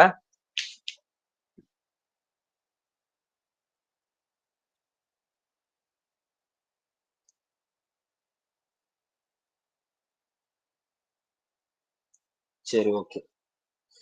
ஸோ இது சம்பந்தமா வந்து சரி ஒவ்வொரு கொஸ்டின் ஆன்சர் பண்ணிடும். So whether it includes second husband மூலமா வந்து பிறந்த குழந்தைகளையும் இன்க்ளூட் பண்ணுமா அப்படிங்கிறது. ஸோ இதுல வந்து ஆக்சுவலா வந்து என்னன்னா, ஸோ சன்ஸ் அண்ட் டாட்டர்ஸ் தான் இருக்கும். ஸோ அந்த சன்ஸ் அண்ட் டாக்டர்ஸ் வந்து எப்படி பிறந்த குழந்தைகளா இருக்கணும், இல்ல எந்த இதுல பிறந்த குழந்தைகள்னு வந்து இங்க ஆக்ட்ல வந்து சொல்லாததுனால, ஸோ அது வந்து என்னன்னா எல்லா குழந்தையும் உள்ளடக்கியது தான். ஸோ அது வந்து ஃபர்ஸ்ட் மேரேஜ்ல பிறந்த குழந்தையா இருக்கலாம், ஸ்டெப் சன்னா இருக்கலாம், இல்ல வந்து உங்களுக்கு வந்து அடாப்டட் சன்னா இருக்கலாம், எந்த சன் அண்ட் டாட்டர்ஸா இருந்தாலும் அவங்களுக்கு வந்து குழந்தைகள்னு இருந்தாங்கன்னா அந்த குழந்தைகளுக்கு வந்து அதுல ரைட்ஸ் இருக்கு அப்படிங்கிறது தான் வந்து ஹெல்ப் பண்ணியிருப்பாங்க. ஸோ ஒவ்வொன்றுக்கும் ஒவ்வொரு கேஸ்ல இருக்கு, அதை சொல்லிடுறேன், நோட் பண்ணிக்கோங்க. ஸோ செகண்ட் மேரேஜ்ல பிறந்த குழந்தையா இருந்தாலும் அவங்களுக்கு ரைட்ஸ் இருக்கு அப்படின்னு சொன்ன கேஸ் வந்து Rama Ananda Patil versus Appa Bhima ரெடேக்கர், RAMA Rama Ananda ANANDA Ananda Patil PATIL versus Appa APPA Bhima BHIMA Bhima Redekar REDEKAR, Rama Ananda Patil versus Appa Bhima Redekar AAR 1969 Bombay 205. So இந்த கேஸ்ல வந்து என்ன ஹெல்ப் பண்ணிருப்பாங்கன்னா, செகண்ட் ஒய்ஃபுக்கு செகண்ட் மேரேஜ்ல பிறந்த குழந்தையா இருந்தாலும் அவங்களும் சன்ஸ் அண்ட் டாட்டர்ஸ் கீழே வருவாங்க. ஸோ அவங்களுக்கு வந்து ரைட்ஸ் இருக்கு அப்படிங்கறத அதுல ஹெல்ப் பண்ணிருப்பாங்க. சரி ஓகே. சரி, ஸ்டெப் சன் அண்ட் ஸ்டெப் டாட்டருக்கு ரைட்ஸ் இருக்கா அப்படிங்கறது தீர்மானிச்ச கேஸ் வந்து Ram Katori versus Prakashvati, RAM Ram Katori KATORI, Ram Katori versus Prakashvati PRAKASHVATHI, Ram Katori versus Prakashvati 1968 Allahabad law journal 484.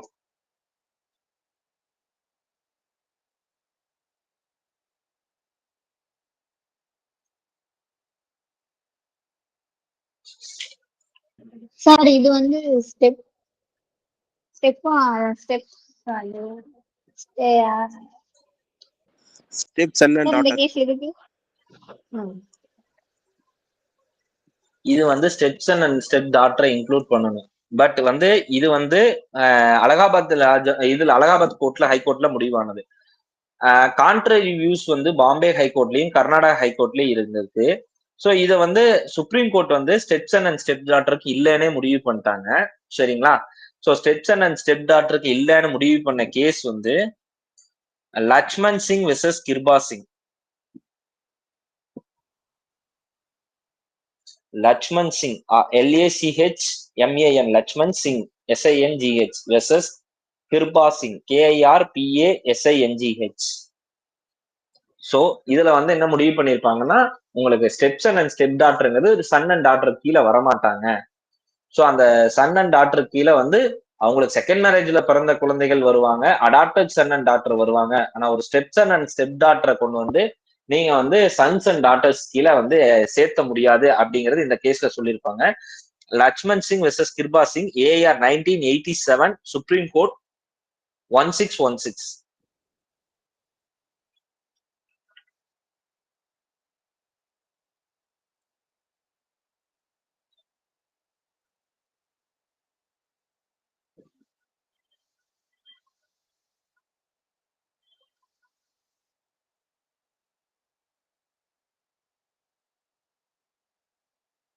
Okay, adopted சன்னுக்கு வர்றது பொறுத்த வரைக்கும் வந்து Saheb Reddy versus Sharanappa.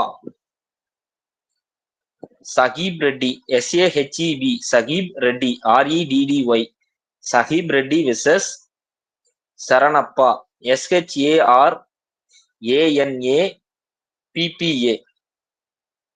Saheb Reddy versus Sharanappa, AR 2016, supreme court 5253.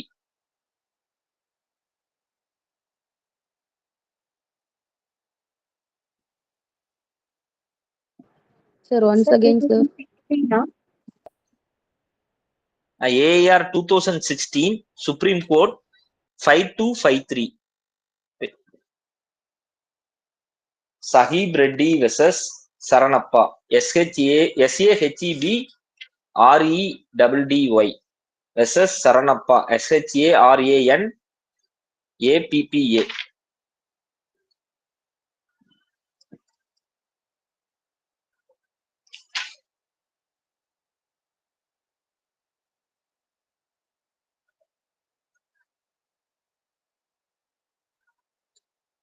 சரி, ஓகே. இன்கேஸ் இப்ப ஃபார் எக்ஸாம்பிள் ஃபர்ஸ்ட் ஹஸ்பண்டோட ப்ராப்பர்ட்டி, சரிங்களா, ஃபர்ஸ்ட் ஹஸ்பண்டோட ப்ராப்பர்ட்டி வருது. அந்த ப்ராப்பர்ட்டி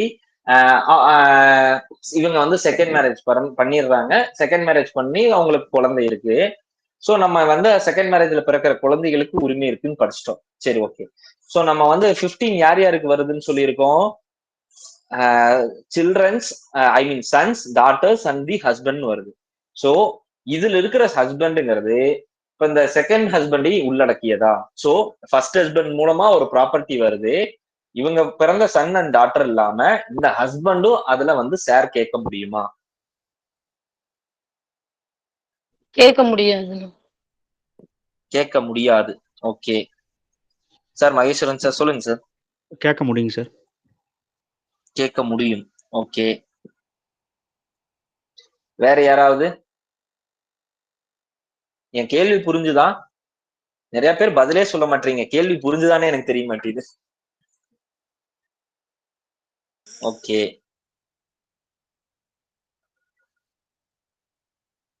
சோ கேட்க முடியும் சொல்றவங்களா ஹேண்ட் ரைஸ் பண்ணுங்க. ஓகே ஓகே, ஒரு 5 பேர் ரைஸ் பண்ணிருக்கீங்க. அப்ப முடியாதுன்னு சொல்றவங்க எல்லாம்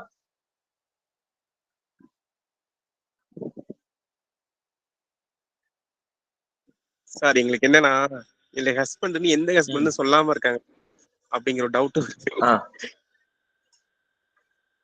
அப்புறம் அதுதான் கேள்வியே. அதை சொல்லிட்டாங்கன்னா அப்புறம் எதுக்கு உங்ககிட்ட கேள்வியே கேட்கிறோம்? அதான் சொல்லிட்டாங்கன்னு விட்டுட்டு போயிடலாமே. சார் அப்ப நாங்க குத்து மதிப்பா தான் பதில் சொல்லணுமா? குத்து மதிப்பா இல்ல. நம்ம அப்புறம் ஜூரி ஸ்டூடெண்ட்ஸ் எதுக்காக படிச்சோம்? இன்டர்பிரிட்டேஷன் எதுக்காக படிச்சோம்? இன்டர்பிரிட்டேஷன் என்ன கொடுக்கணும் அப்படிங்கறது தானே. இப்ப இதுல வந்து உங்களுக்கு வந்து நீங்க படிச்சீங்கன்னா என்னன்னு நீங்க தானே சொல்ல போறீங்க. ஆஸ் அன் அட்வொகேட் நீங்க கோர்ட்ல வாதாடும் போது என்னன்னு சொல்லி வாதாடுவீங்க? இல்ல வந்து லெஜிஸ்லேஷனே வந்து இல்ல விளக்கூரை போட்டு அவங்க வந்து காமெண்ட்ரிஸோட அடிச்சு கொடுத்துருன்னு சொல்லுவீங்க போல இருக்கே விட்டா. சோ இத பொறுத்த வரைக்கும் நம்ம செல்ஃப் அக்யூர்டா இருந்துச்சுன்னா கண்டிப்பா வந்து இந்த செகண்ட் ஹஸ்பண்ட்க்கு ரைட் உண்டு. பட் இந்த ஹஸ்பண்ட் கிட்ட இருந்து வந்த ப்ராப்பர்ட்டின்றதுனால செகண்ட் ஹஸ்பண்ட்க்கு no right. Okay, right. So இது சம்பந்தமா வந்து அந்த ஹஸ்பண்ட்ங்கிறது வந்து ஃபர்ஸ்ட் ஹஸ்பண்டா செகண்ட் ஹஸ்பண்டாங்கிறது ஏற்கனவே சொன்னதுதான். சோ அந்த இது இல்லைங்கிறதுனால உங்களுக்கு வந்து செகண்ட் ஹஸ்பண்டும் அதுல ரைட்ஸ் வருவார். ஸோ இதுல என்ன, ஒரு ஹிந்து ஃபீமேல் இறக்குறாங்க அப்படின்னா 15(1)ல ஏல என்ன சொல்லுது, சன்ஸ் அண்ட் டாட்டர்ஸ் இருக்குன்னா ஹஸ்பண்டுக்கு இருக்கு. அது வந்து அவங்க ஃபர்ஸ்ட் ஹஸ்பண்டா செகண்ட் ஹஸ்பண்டாங்கிறது வந்து அங்க இது சொல்லலைங்கிறதுனால, அப்ப ஹஸ்பண்டா யார் இருக்காங்களோ அந்த ஹஸ்பண்டுக்கு அவங்களுக்கு ரைட்ஸ் இருக்கு. என்னைக்கு இந்த இன்ஹெரிட்டன்ஸ் உருவாகிற அன்னைக்கு. ஸோ என்னைக்கு அவங்க இறக்குறாங்களோ அந்த இறக்குற அன்னைக்கு அந்த ஹஸ்பண்ட் உயிரோடு இருக்காரு அப்படின்னா அவருக்கு ஆட்டோமேட்டிக்கா ரைட்ஸ் வருது அப்படிங்கறதா இதுல இருக்குது. சரி, ஓகே. இதுல வந்து சப்சிக்வெண்ட் அடுத்து இன்னொரு கேள்வி. இன்கேஸ் இப்ப நான் இந்த கேள்வி கேட்டேன், இப்ப வந்து ஹஸ்பண்டுக்கு வரும்னு சொல்லிட்டீங்க. ஸோ இதே மாதிரி ஒரு ப்ராப்பர்ட்டி வருது, எல்லாம் ஓகே, ஹிந்து ஃபீமேலுக்கு வருது, சன்ஸ் அண்ட் டாட்டர்ஸ் இருக்காங்க, ஹஸ்பண்ட் வந்து டிவோர்ஸ் பண்ணிட்டாங்க. ஸோ அந்த செகண்ட் ஹஸ்பண்ட டிவோர்ஸ் பண்ணிட்டாங்க அந்த லேடி. இப்போ அந்த டிவோர்ஸ் ஆன ஹஸ்பண்டுக்கு ரைட்ஸ் வருமா?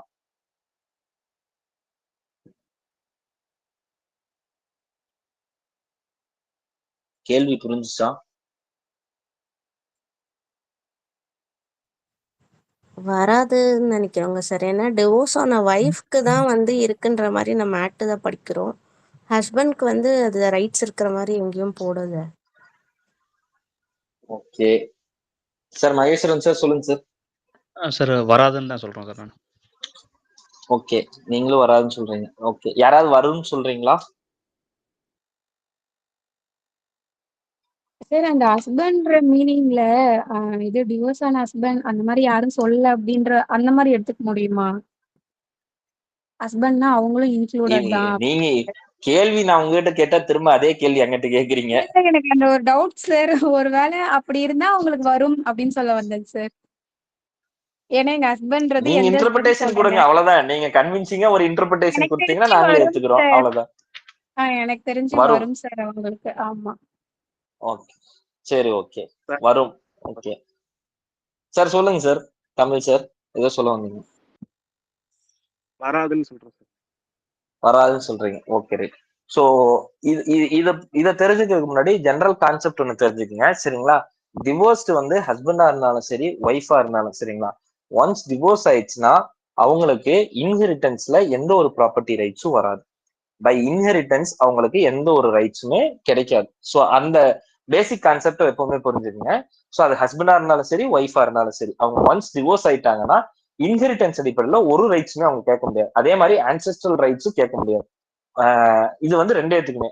ஒய்ஃபை பொறுத்த வரைக்கும் வந்து divorced wife can claim maintenance. So அந்த மெயின்டெனன்ஸ்க்காக அவங்க சார்ஜ் வேணா கிரியேட் பண்ண முடியும் ப்ராப்பர்ட்டி மேல. ஆனா மற்றபடி வந்து அவங்க ப்ராப்பர்ட்டி கூட கேட்க முடியாது.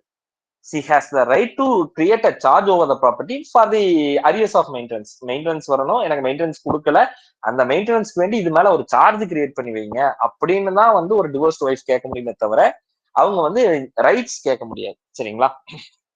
Okay, right. ஸோ இது வரைக்கும் வந்து இந்த இதுல வந்து ஸோ ஃபர்ஸ்ட் சப் கிளாஸை பொறுத்த வரைக்கும் இப்போ குழந்தைங்க இருக்காங்க அப்படின்னா எந்தெந்த குழந்தைகளுக்கு எல்லாம் போகுங்கிறத பார்த்தோம். அதே மாதிரி ஹஸ்பண்டுக்கு எப்பெல்லாம் போகும் அப்படிங்கறது பார்த்தோம். சரிங்களா? சரி, ஓகே. அடுத்தது ஸோ ஃபர்ஸ்ட்லி இது சரி, ஃபர்ஸ்ட் இல்ல, ரெண்டாவது போகுது அப்படின்னா, ஸோ குழந்தைகள் இல்ல, டாட்டர்ஸ் இல்ல, ஐ மீன் குழந்தைகளே இல்ல அப்படின்னா அப்ப என்ன அப்படிங்கிறது அப்ப பார்க்க வேண்டியது நம்ம ஃபர்ஸ்ட் என்ன பார்க்கணும், 2ல சப்கிளாஸ் 2ல ஏவை பார்க்கணும். ஃபர்ஸ்ட் என்ன சொல்றாங்க, அந்த மாதிரி இறக்குற சொத்து வந்து அது வந்து அடுத்து யாரு பார்க்கணும், குழந்தைகள் இல்லைன்னா அது வந்து எந்த வழியில வந்த சொத்துங்கிறத முக்கியமா பார்க்கணும். எந்த வழியில வந்த சொத்து, அப்பா வழியில வந்த சொத்தா, இல்ல அம்மா வழியில வந்த சொத்தா, இல்ல அவங்க புருஷங்கிட்ட இருந்து வந்த சொத்தா, இல்ல அவங்களுடைய செல்ஃப் அக்கைடு ப்ராப்பர்ட்டியா, இந்த 4 விதத்துல என்னன்னு பார்க்கணும். சரி, ஓகே. இந்த 4 விதத்துல அப்பா கிட்ட இருந்தோ இல்ல அம்மா கிட்ட இருந்தோ வந்திருந்தது அப்படின்னா நம்ம மிச்சம் எதையுமே பார்க்க வேண்டியதுல. அவங்களுக்கு குழந்தைங்க இல்ல அப்படின்னாலே அடுத்து எங்க டைரக்டா போயிடணும், நம்ம வந்து டைரக்டா 4th ஸ்டெப்புக்கு போயிடணும். 4th ஸ்டெப் என்ன, ஹேர்ஸ் ஆஃப் தி ஃபாதருக்கு போயிடணும் அப்படிங்கறதா வந்து உங்களுக்கு ஏல சொல்றது. சரிங்களா? சோ யாருமே இல்ல அப்படிங்கிற பட்சத்துல குழந்தைங்க யாருமே இல்ல அப்படின்னா அது வந்து அம்மா வழியிலயோ அப்பா வழியிலோ இந்த இடத்துல யாரு வெளியில வந்திருந்தாலும் சரி, அப்போ நம்ம போய் பார்க்க வேண்டிய சூழ்நிலைகள் வந்து எங்க பார்க்கணும், 4th ஸ்டெப்புக்கு போகணும் அப்படிங்கறத இங்க சொல்லி இருக்குது. ஸோ இது இந்த இதுக்கு என்ன, இந்த லிமிடேஷன், இன்கேஸ் குழந்தைகள் 2 பேரும் இல்ல, ஹஸ்பண்ட் மட்டும் இருக்காரு, அந்த ப்ராப்பர்ட்டி வந்து அம்மாவோட சொத்தாவோ இல்ல அப்பாவோட சொத்தாவோ ஒரு ஃபீமேலுக்கு வந்திருந்தது அப்படின்னா அப்போ எங்க போகு அப்படிங்கறதா இதுல சொல்றது. ஓகே, சரி. இன்கேஸ் இப்போ ஒரு இல்லஸ்ட்ரேஷன் ஒண்ணு சொல்றேன். அந்த இல்லஸ்ட்ரேஷன் படி யாருக்கு சொத்துங்கிறது மட்டும் சொல்லுங்க. இப்போ ஒரு ப்ராப்பர்ட்டி ஒரு ஹிந்து ஃபீமேலுக்கு வந்திருக்குது. ஹிந்து ஃபீமேலுக்கு யாருகிட்ட இருந்து வந்திருக்குது அப்படின்னா அப்பா கிட்ட இருந்து வந்திருக்குது. ஸோ அப்பா இறந்ததன் அடிப்படையில அவரோட இன்ஹெரிட்டன்ஸ் அடிப்படையில இல்ல ஆன்செஸ்டல் நேச்சரோ ஏதோ ஒரு நேச்சர்ல ஒரு ப்ராப்பர்ட்டி வந்து ஒரு ஃபீமேலுக்கு வந்திருக்கு. சரிங்களா? அவங்களுக்கு குழந்தைகள் இல்ல. ஸோ பேர குழந்தைகளும் இல்ல. சரிங்களா? சரி, ரைட். அடுத்தது ஹஸ்பண்ட் இருக்காரு, அம்மா இருக்காங்க, பிரதர் இருக்காரு. இப்போ இந்த ப்ராப்பர்ட்டி யார் யாருக்கெல்லாம் போகும்? ஹஸ்பண்ட தவிர ஓகே, அந்த அம்மாவுக்கும் பிரதருக்கும் போகும்ண்ணா. அம்மாவுக்கும் பிரதருக்கும் வந்து போகும். அப்பாவுக்கு சார் ரிட்டர்ன் மகேஷ் சார் சொல்லுங்க சார். ஹஸ்பண்டுக்கு மட்டும் தான் சார் போகும். ஹஸ்பண்டுக்கு மட்டும் போகும். ஓகே. சார் அந்த ரிட்டர்ன் ஆயிரும் சார். ப்ராப்பர்ட்டி எங்க ரிட்டர்ன் ஆகும்? நான் தான் அப்பாவுக்கு 3 பேர்த்துல அப்பாவுக்கு யாருக்கு போகும்னா என் கேள்வியே 3 பேர்த்த சொல்லி இவங்க 3 பேர்த்துக்கு யாருக்கு போகும் தான் கேள்வி. சோ அப்பா சார் சொத்து அப்பா இறந்து ஒரு பெண்ணுக்கு வருது. அந்த பெண் வந்து சொத்து குறித்து எந்த ஏற்பாடும் செய்யாமல் இறந்து விடுகிறார். அவருக்கு குழந்தைகளும் இல்லை, பேர குழந்தைகளும் இல்லை. அவருக்கு வந்து ஒரு ஒரு கணவர் இருக்காங்க, அதுக்கப்புறம் வந்து அம்மா இருக்காங்க, ஒரு அண்ணன் இருக்காப்ல. சோ இப்ப சொத்து யாருக்கு போகும்? அவங்க அப்பாவோட லீகல் ஹையர்ஸ்க்கு தான் சார் போகும். அதுதான் இப்ப நீங்க இந்த செகண்ட் பாயிண்ட் தான் சொன்னதுங்க. இல்ல நான் அந்த லீகலர்ஸ் எல்லாம் கேட்கல. இப்ப இதுல இந்த 3 பேர்த்துல யாருக்கு போகுங்கிறதான் கேள்வி. 3 பேர்த்துல பேரே சொல்லிருங்க. ஹஸ்பண்ட், அம்மா, அண்ணன் யாருக்கு போகும்? அம்மாக்கும் அண்ணனுக்கும் போகும் சார். சார். அம்மாக்கும் அண்ணனுக்கும் போகும். அம்மாவுக்கு போகும். ஓகே. சோ அம்மாவுக்கு போகும்னு ஒருத்தங்க, அம்மாவுக்கு அண்ணனுக்கு போகும்னு ஒருத்தங்க, ஹஸ்பண்டுக்கு போகும்னு ஒருத்தங்க சொல்லியிருக்கீங்க. வேற ஏதாவது சொல்றீங்களா? சார் அந்த ப்ராப்பர்ட்டி நேச்சர் மட்டும் சொல்லுங்க சார். அதான் ப்ராப்பர்ட்டி அப்பா நேச்சரா? கிட்ட இருந்து வந்ததுன்னு சொல்லிட்டாருங்களே. அப்பாட்ட இருந்து இன்ஹெரிட்டன்ஸ் வந்துன்னு சொல்லிட்டு இல்ல வேற ஏதாவது ப்ராப்பர்ட்டி நேச்சர்னா அதுல வீடு கட்டியிருக்காங்க இல்ல வேற ஏதாவது வச்சிருக்காங்க அப்படிங்கறதெல்லாம் சொல்றீங்களா?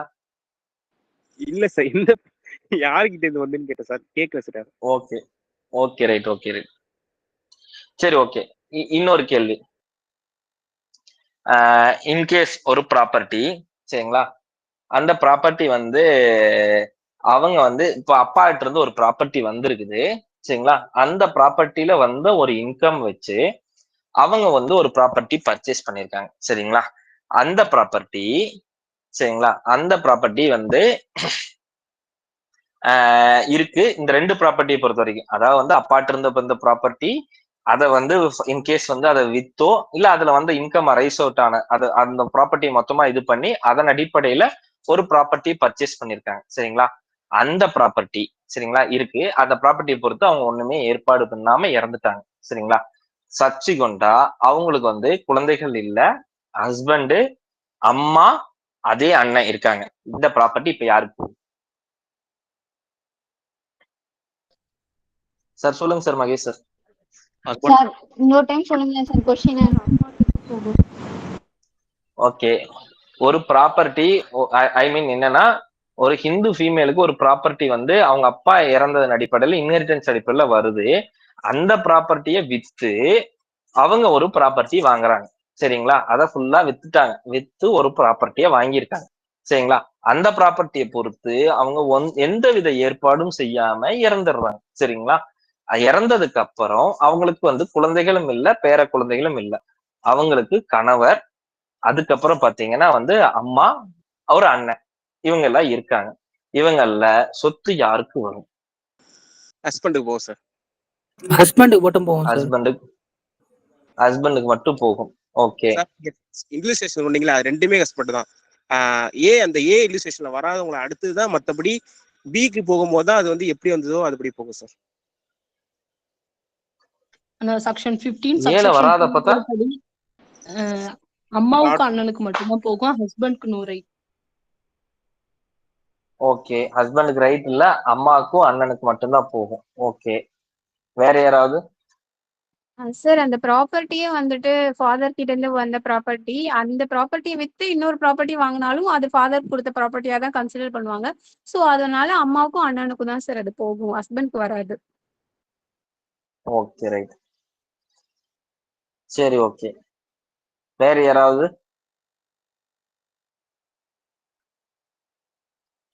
ஓகே. அவங்க அம்மாவுக்கு மட்டும்தான் போகும் ஸோ சார். அம்மாவுக்கு மட்டும் போகும். ஓகே. எதனால அம்மாவுக்கு மட்டும் போகும் நீங்க?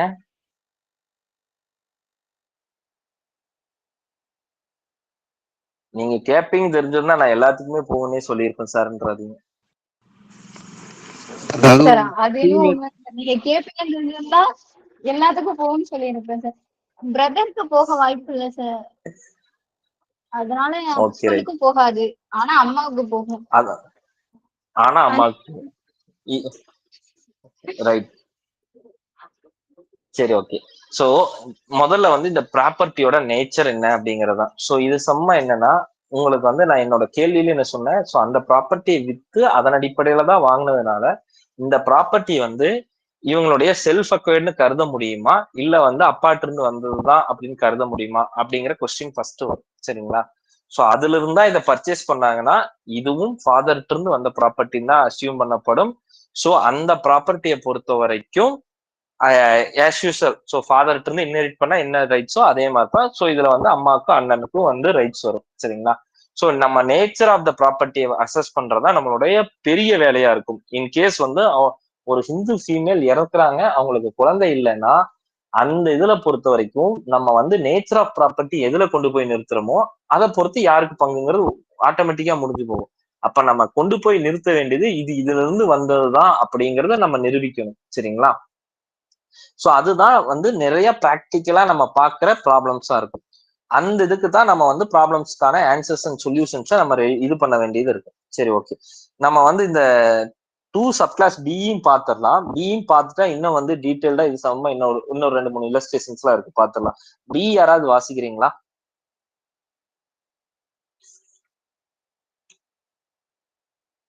சார் நான் படிக்கவா சார்? வாசிங்க madam. Any property inherited by a female Hindu from her husband or from her father-in-law shall devolve in the absence of any son or daughter of the deceased, including the children of any predeceased son or daughter, not upon the other heirs referred to in subsection clause 1 in the order specified therein, but upon the heirs of the husband.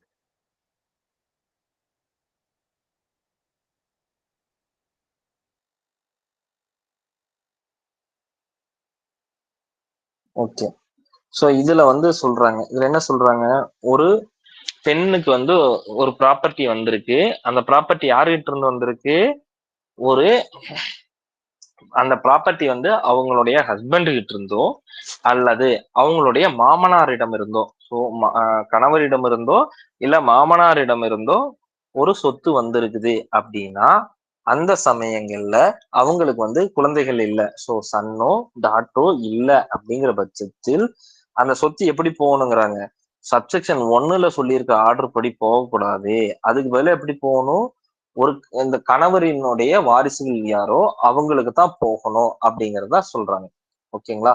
So ஒரு ஹிந்து ஃபீமேலுக்கு வந்து சொத்து வந்து in case of வந்து அது வந்து அப்பா கிட்ட இருந்து வருது, யார்கிட்ட இருந்து வருது, அப்பாட்ட இருந்தோ அம்மாட்ட இருந்தோ வருதுன்னா அது எப்படி போகணும், இந்த ஃபர்ஸ்ட் குழந்தைகள் இல்லைன்னா ஃபர்ஸ்ட் செக்ஷன் படி இல்லாம அப்பாவோட வாரிசுக்கு போகணும் அப்படிங்கிறது அப்பா வழியில அம்மா வழியில வந்தா. அதே வந்து அந்த ப்ராப்பர்ட்டி வந்து கணவர்கிட்ட இருந்தோ இல்ல மாமனாரிடம் இருந்தோ வந்திருந்தா first section I mean subsection 1ல சொல்லியிருக்க அந்த வழிமுறையில போகாம கணவருடைய வாரிசுகளுக்கு போகணும் அப்படிங்கறதா 2வது எக்ஸெம்ஷன். சோ இந்த 2 இல்லாம அவங்களுடைய செல்ஃப் அக்வயர்ட் ப்ராப்பர்ட்டியா இருக்கு அப்படிங்கிற பட்சத்தில் அது இந்த ஃபர்ஸ்ட் செக்ஷன்ல சொல்லியிருக்க அந்த ஆர்டர்ல பிரிஞ்சு போகும் அப்படிங்கறத நம்ம புரிஞ்சுக்கணும். சோ சப்செக்ஷன் 1ல இருக்கிற அதே ஆர்டர்ல அப்படியே பிரியணும் அப்படின்னா அது அவங்களுடைய செல்ஃப் அக்வயர்டோ இல்ல செப்பரேட் ப்ராப்பர்ட்டியோ இருக்கு அப்படின்னா அந்த ப்ராப்பர்ட்டி அப்படி பிரியும். சரி ஓகே. இன்கேஸ் அப்படி இல்லாம இது வந்து ஒரு கணவரிடமிருந்து இன்ஹெரிட் பண்ண ப்ராப்பர்ட்டியோ இல்ல உங்களுக்கு வந்து அப்பா அம்மாட்ட இருந்து இன்ஹெரிட் பண்ண ப்ராப்பர்ட்டி இருக்குன்னா அப்பா அம்மா கிட்ட இருந்து வருதுன்னா அப்பாவோட வாரிசுகளுக்கு போகணும், குழந்தைகள் இல்லைன்னா குழந்தைகளோ பேர குழந்தைகளோ இல்லைன்னா. அதே கணவரிடம் இருந்து வருதுன்னா அதே மாதிரி குழந்தைகளோ பேர குழந்தைகளோ இல்லைன்னா கணவரோட வாரிசுக்கு போகணும் அப்படிங்கறதா. வேற யாருக்கும் இதுல சொல்லியிருக்க இந்த ஆர்டர்ல போக வேண்டியது இல்ல அப்படிங்கறதா. சரி, ஓகே. இதுல சப்செக்ஷன் பி இருக்குல்ல, இது வந்து சொல்லலைன்னா கூட கணவருக்கும் கணவரோட வாரிசுக்கு தானே போகணும். ஏன் சம்பந்தமே இல்லாம இங்க சப்செக்ஷன் பி ஒன்னு சொல்லியிருக்காங்க?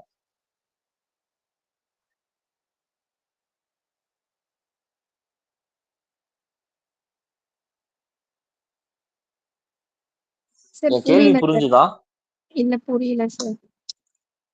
இந்த சப்செக்ஷன் பி இருக்குல்ல, பிய நீங்க சொல்லலைனாலும், சோ என்னன்னா அப்பா அம்மா வழியில வந்திருந்ததுன்னா நீங்க இந்த வழி ஆர்டர்ல வேணா நீங்க வந்து இங்க அப்பாவோட வாரிசுக்கு டைரக்டா போயிருன்னு சொல்றாங்க. ஏன்னா அதுல 4வதா இருக்குது, அதனால சொன்னாங்க. ஓகே.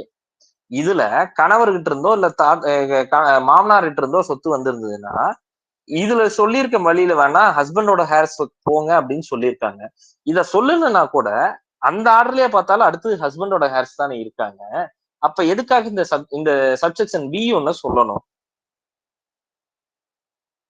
புரிஞ்சா என் கேள்வி? எஸ் சார், புரிஞ்சுது. ஓகே. சோ இது வந்து உங்களுக்கான ஹோம்ஒர்க். பார்த்துட்டு வாங்க. நம்ம வந்து நெக்ஸ்ட் கிளாஸ்ல ஏன் அப்படிங்கறத நம்ம சொல்லலாம். ஓகேவா?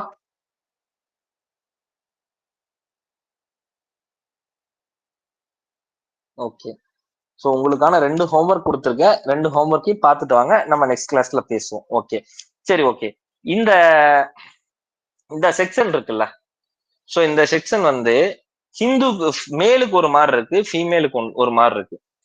இது வந்து வெதர் இது வந்து ரைட் டு ஈக்குவாலிட்டியை வயலேட் பண்ற மாதிரி இருக்குமா? S sir. அப்ப இது கான்ஸ்டிடியூஷனலா வேலிட் இல்லையா இந்த செக்ஷன்? எனக்கு தெரிஞ்சு வேலிட் இல்லை சார். ஏன்னா எனக்கு இது ரொம்ப நாளா ஒரு டவுட் சார். இப்போ பேரண்ட்ஸ் தான் ஒரு கேர்ளை வந்து படிக்க வைக்கிறாங்க, எல்லாமே பண்றாங்க, ஹையர் ஸ்டடீஸ்லாம் அனுப்புறாங்க. இப்போ அது மூலமா அவங்க வந்து தனியா சம்பாதிச்சு ஒரு ப்ராப்பர்ட்டி வாங்குறாங்கன்னு வச்சுக்கோங்களேன். அந்த ப்ராப்பர்ட்டி வந்துட்டு அவங்க செல்ஃப் அக்யூர்ட் ப்ராப்பர்ட்டியா இதுல வந்து கன்சிடர் பண்றாங்க. ஸோ அந்த ப்ராப்பர்ட்டியில வந்துட்டு அவங்க வந்து இன்ஹெரிட்டா இறந்து போயிட்டாங்கன்னா ஹஸ்பண்ட்ஸோட லீகல் அவங்களுக்கு போயிடுது. ஃபாதர் சைட்ல போகவே மாட்டேங்குது. ஆனா ஃபாதர் ஒரு ப்ராப்பர்ட்டின்னு கொடுத்தா மட்டும்தான் அவங்களுக்கு போகுது. பட் ஆனா இந்த இதுல இருந்து அவங்களோட படிப்பு இதெல்லாம் பண்ணதெல்லாம் வந்து இந்த ஃபேமிலில இருந்து தானே சார் பண்ணியிருப்பாங்க. ஸோ அந்த ரீசன் ஒண்ணு. இன்னொன்னு வந்து என்ன சார், அந்த ஜாயிண்ட் ஃபேமிலியில வந்து இது ஜாயிண்ட் ஃபேமிலி ப்ராப்பர்ட்டி, நாங்க ஜாயிண்ட் ஃபேமிலியா தான் இவங்களை வந்துட்டு அந்த ப்ராப்பர்ட்டில இருந்து வந்த சோர்ஸை வச்சுதான் நாங்க வந்து இவரை படிக்க வச்சோம், அதனால நாங்க அவரு வந்து ஏதாவது ப்ராப்பர்ட்டி இது பண்ணியிருந்தாலும் அதுல வந்து எங்களுக்கு பங்கு உண்டு அப்படின்னு நம்ம கேஸ் இது பண்றோம். ஆனா ஃபீமேலுக்கு மட்டும் ஏன் அப்படி பண்ண மாட்டாங்க சார்? ஓகே. சோ உங்களுடைய 2 கேள்வி 2 இது இருக்கு, 2 ஆஸ்பெக்ட் இருக்கு. சரி, ஓகே. சோ ஜாயிண்ட் ஃபேமிலியில வந்து முதல்ல இல்லாம இருந்துச்சு. சோ அவங்க கோபர்சனர் இல்லாம இருந்தாங்க. 2005ல இருந்து அவங்களும் வந்து கோபர்சனர் ஆக்கப்பட்டுட்டாங்க. சோ ஜாயிண்ட் ஃபேமிலியில அவங்களுக்கு ரைட்ஸ் இருக்கு. சோ அந்த இது இப்ப இல்ல. 2005க்கு முன்னாடினா ஓகே. 2005க்கு அப்புறம் அவங்களுக்கு ஈக்குவல் ரைட்ஸ் வந்துருச்சு. அதை பொறுத்த வரைக்கும், ஜாயிண்ட் ஃபேமிலியை பொறுத்த வரைக்கும். உங்களுடைய 2வது கேள்வி வந்து சோ அப்பா அம்மா தான் படிக்க வச்சிருப்பாங்க. சோ அப்பா அம்மாக்கு கொடுக்கறதுதான் அவங்களுக்கு வந்து பிரியமா இருக்கும். சோ ஹேர்ஸ் ஆஃப் ஃபாதருக்கு போனா தான் கரெக்டா இருக்கும். சோ ஹேர்ஸ் ஆஃப் ஹஸ்பண்டுக்கு போறதுல அவங்களுக்கு பெரிய அளவுல இருக்காது. சோ இன்ஹெரிட்டடா இருக்கு அப்படின்னா இப்படி போறது வந்து பெரிய இதா இருக்காது அப்படிங்கறத உங்க கொஸ்டின். கரெக்டா மேம்? எஸ் சார், அதேதான். சரி, ஓகே. சோ இது வர்றதுக்கு முன்னாடி மேபி நான் வந்து ஹிஸ்டரியா வந்து எப்படி வந்துச்சு அப்படிங்கறதும், இதுக்கு முன்னாடி ஃபீமேல் ப்ராப்பர்ட்டில என்ன ரைட்ஸ் இருக்குங்கிறத பொறுத்த வரைக்கும் நான் செக்ஷன் 14 எடுத்து வந்தேன்.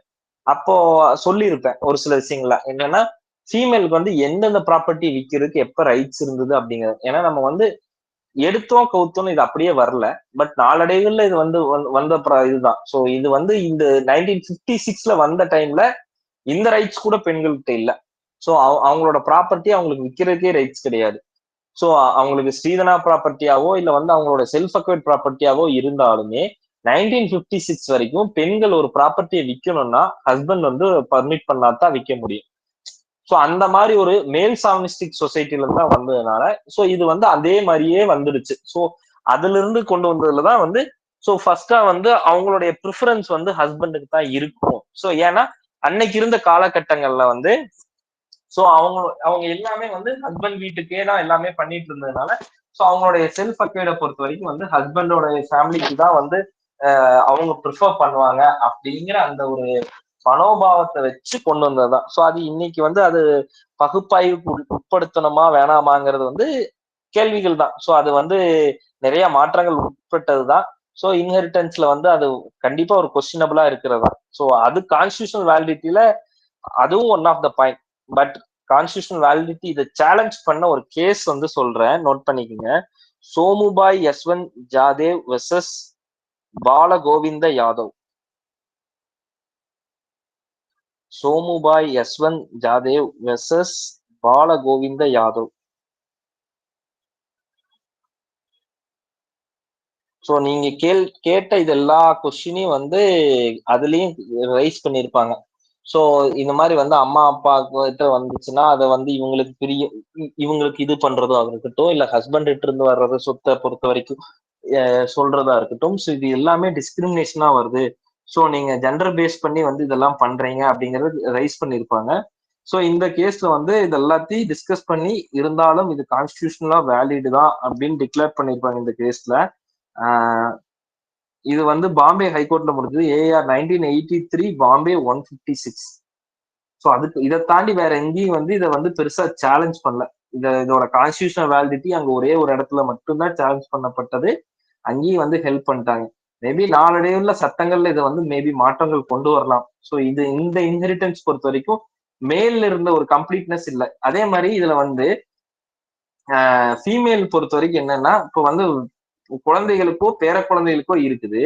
இன்கேஸ் வந்து ஒரு பையன் வந்து இறந்துட்டாப்ல அப்படின்னா மருமகளுக்கு வந்து இல்ல. சோ மேல்ல இருக்கும்போது மருமகளுக்கு கொடுக்குறாங்க, இங்க கொடுக்கல. இப்போ அவங்களும் டிபெண்டா தான் இருக்காங்க. அப்போ மருமகளுக்கு எந்த ஒரு ரைட்ஸுமே இல்லாம போயிருமா அப்படிங்கிற அந்த கேள்வி. சோ அவங்களுக்கு எல்லாம் அந்த ரைட்ஸ், ப்ராப்பர்ட்டி ரைட்ஸ் ஏன் வந்து கர்டெயில் பண்ணியிருக்காங்க அப்படிங்கிறது எல்லாமே இன்னும் வந்து இப்போ எல்லாமே வந்து அது நிறைய கொஸ்டினபிளான விஷயங்களா இருக்குது. ஸோ இது நாளடைவில் இது எல்லாமே வந்து மாற்றங்கள் வர வேண்டிய ஏரியாஸ். ஸோ ஒரு ஹிந்து ஃபீமேல் வந்து டையிங் இன்டெஸ்டேட் ஆகுறாங்க அப்படின்னா அது டிவால்வ் ஆகுறதுல நிறைய இன்னும் மாற்றங்கள் கொண்டு வர வேண்டிய விஷயம். ஓகே, சரி. செக்ஷன் 15 வந்து ரெட்ரோஸ்பெக்டிவ் எஃபெக்ட் இருக்குமா? ஃபார் எக்ஸாம்பிள் ஒரு ஹிந்து சார் புரியல. கேஸ்ல இன்னொரு சொல்லிருங்களேன். கேஸ்ல வந்து Somubai SOMU Somubai BAI Somubai Yashwant YASHWANT Yashwant Jadhav JADEAV Somubai Yashwant Jadhav versus Bala Govinda Yadav BALAGOVINDA Bala Govinda Yadav YADAV Somubai Yashwant Jadhav versus Bala Govinda Yadav AR 1983 Bombay 156.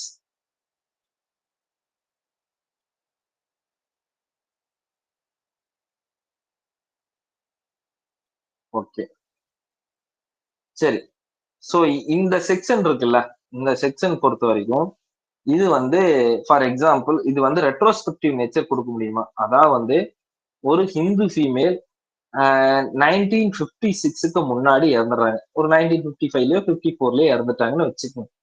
அவங்க ப்ராப்பர்ட்டியை பொறுத்து இந்த ஆக்ட 56க்கு அப்புறம் அது வரைக்கும் சொத்தை பிரிக்காமையே கூட வச்சிருக்காங்கன்னு வச்சுக்கோங்க. அப்படியே இருக்குது. ஆனா இறந்தது 54ன்னு வச்சுக்கோங்க. அவங்களுக்கு இது அப்ளிகபிலிட்டி கொண்டு வர முடியுமா? So property was not divided. So அவங்க பிரிச்சு பத்திரமா எதுவும் எழுதிக்கல, ஒரு ஹோல் சம் ப்ராப்பர்ட்டியாவே இருக்கு. அந்த ஹிந்து ஃபீமேல் வந்து இறந்தது 1954. 56 முடிஞ்சு இந்த ஆக்ட் கமென்ஸ்மெண்ட் ஆனதுக்கு அப்புறம் அவங்களால 56 ஆக்ட அதுல அப்ளிகபிள் பண்ணி அந்த இது படி பிரிச்சுக்க முடியுமா? சார் சொல்லுங்க சார். தமிழ் சார்.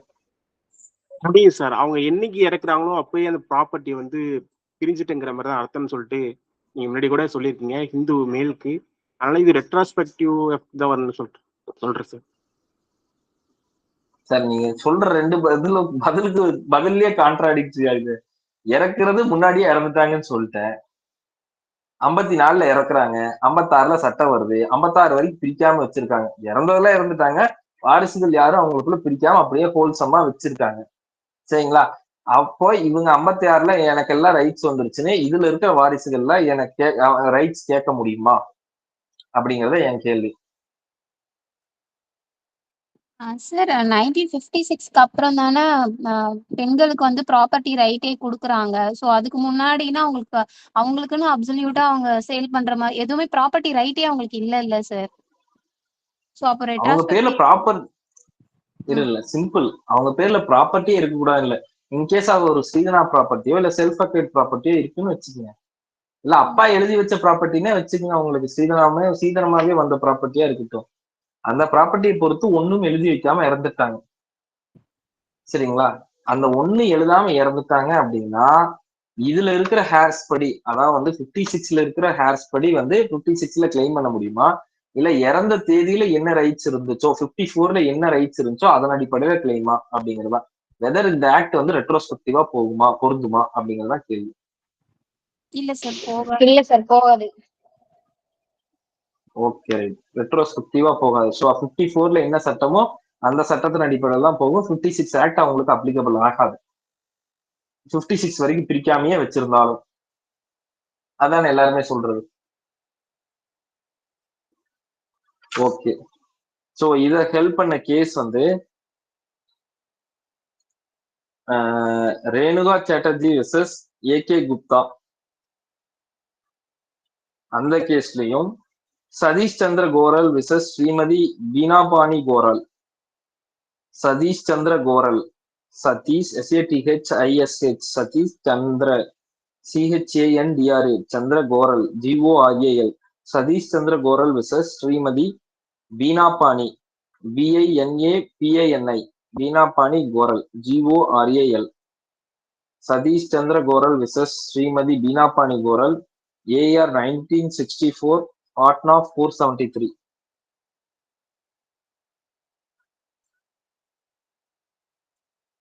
சார் இன்னொரு கேஸ் நேம் சொல்லுங்க சார்.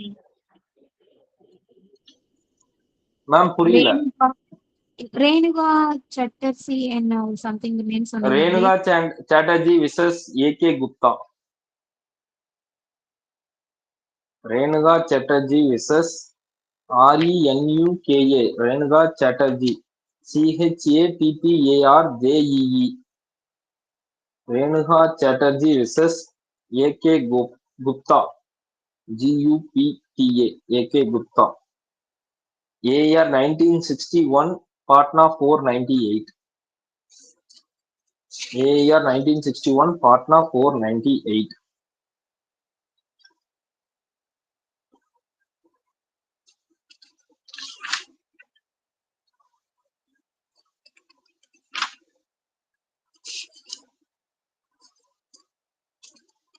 சார் இதுல என்ன ஹெல்ப் பண்ணிருக்காங்க சார்?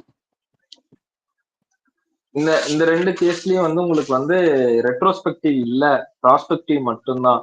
ஸோ டேட் ஆஃப் டெத்ல என்ன இது இருந்துச்சோ அதுதான் பொருந்தும். சப்சிக்வெண்டா இருக்கிறது வந்து இதுல வந்து ஐ மீன் நீங்க இதை வந்து ரெட்ரோஸ்பெக்டிவ் எஃபெக்ட் கொடுத்து கொண்டு வர முடியாது அப்படிங்கறத இது பண்ணிருப்பாங்க.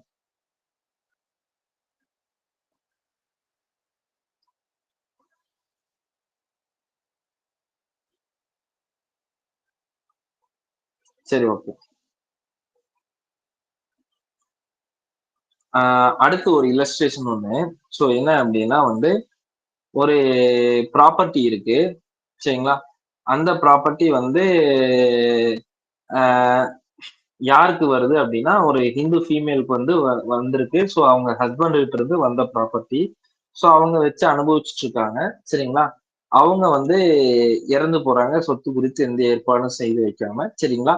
அவங்களுக்கு அவங்க பையன் ஒருத்தர் இருந்திருக்காப்புல, முன்னாடியே இறந்துட்டாப்புல. ஸோ அவருக்கு வாரிசுகள் இல்லை, பட் அவருக்கு வந்து ஒரு மனைவி மட்டும் இருக்காங்க சரிங்களா. ஸோ சப்சிக்வெண்டா வந்து அந்த மனைவி மட்டும் இருக்காங்க. அந்த மனைவியும் இந்த மாமியாரும் ஒட்டுக்காக ஒரே வீட்டுல தான் இருந்திருக்காங்க. இப்ப அந்த மாமியார் இறந்த உடனே அவங்களுடைய அந்த அந்த மாமியாருடைய இரண்டாவது ஐ மீன் இந்த மாமியாரோட பிரதர் வந்து ஒரு கேஸ் போடுறாரு. என்னன்னா நான் தான் வாரிசா வருவேன், இந்த விடோ இவங்களுக்கு வந்து ரைட்ஸ் கிடையாது அப்படின்னு சொல்லிட்டு, இது வந்து எங்க அப்பா என்னுடைய அப்பா வழியில வந்த சொத்து, அதனால எனக்கு தான் வந்து ரைட்ஸ் இருக்குது அப்படின்னு சொல்லிட்டு அவர் சூட்டு ஃபைல் பண்றாரு சரிங்களா. இப்போ அந்த லேடியோட பிரதருக்கு போகுமா இல்ல இந்த மருமகளுக்கு வருமா சொத்து? கேள்வி புரிஞ்சா? சார் ஒன்ஸ் மோர் சார், இன்னொரு தடவை சொல்லுங்க. சார் ஓகே, ஒரு ப்ராப்பர்ட்டி இருக்கு சரிங்களா, ஒரு ஹிந்து ஃபீமேலுக்கு ஒரு ப்ராப்பர்ட்டி வந்திருக்கு. அது அவங்களுக்கு வந்து இன்ஹெரிட்டன்ஸ் அடிப்படையில ஃபாதர்கிட்ட இருந்தோ மதர்கிட்ட இருந்தோ யாராவது இருந்தோ வந்திருக்குன்னு வச்சுங்க ரெண்டு இடத்துல. ஸோ அந்த ப்ராப்பர்ட்டி இருக்கு, அவங்க வந்து என்ஜாய் பண்ணிட்டு இருக்காங்க. ஸோ அவங்க வந்து அந்த ப்ராப்பர்ட்டியை பொறுத்து ஒண்ணும் செய்யாம இறந்துடுறாங்க சரிங்களா. அவங்களுக்கு ஒரு சன் இருந்திருக்காரு, அந்த சன்னும் முன்னாடியே இவங்களுக்கு முன்னாடி ப்ரீ டிசீஸ் ஆயிடுறாரு. அவருக்கு குழந்தைகள் இல்லை, பட் ஒய்ஃப் மட்டும் இருக்காங்க சரிங்களா. இறக்குறதுக்கு முன்னாடி வரைக்கும் வந்து மாமியாரும் மருமகளும் அதே வீட்டுலதான் இருக்காங்க சரிங்களா. சப்சிக்வெண்டா இறந்துடுறாங்க. இறந்ததுக்கு அப்புறம் மருமகளுக்கு எகெயின்ஸ்டா வந்து இந்த இறந்த அந்த அம்மாவுடைய பிரதர் வந்து கேஸ் ஃபைல் பண்றாரு. என்னன்னா, இது வந்து எங்க அப்பா சொத்து, அதனால வந்து உனக்கு ரைட்ஸ் கிடையாது, நீ வெளியே போயிட்டு எனக்கு டெலிவரி ஆஃப் பர்சன் கொடு அப்படின்னு சொல்லிட்டு சூட் ஃபைல் பண்றாரு. So whether he can claim. Yes sir, அவர் பிரதர் வந்து கிளைம் பண்ணலாம். ஏன்னா மருமகளுக்கு நோ ரைட், புரியல. அந்த பிரதருக்கு தான். சார் பிரதருக்கு தான் சார் ரைட் இருக்கு, மருமகளுக்கு போகாது. Okay right. ஸோ நீங்க சொன்னதுதான் கரெக்ட். ஸோ அந்த இதை ஹெல்ப் பண்ண கேஸ் வந்து சீதா லட்சுமி அம்மாள் வெர்சஸ் முத்து வெங்கட்ராம ஐயங்கார். சீதா லட்சுமி அம்மாள் வெர்சஸ் முத்து வெங்கட்ராம ஐயங்கார்.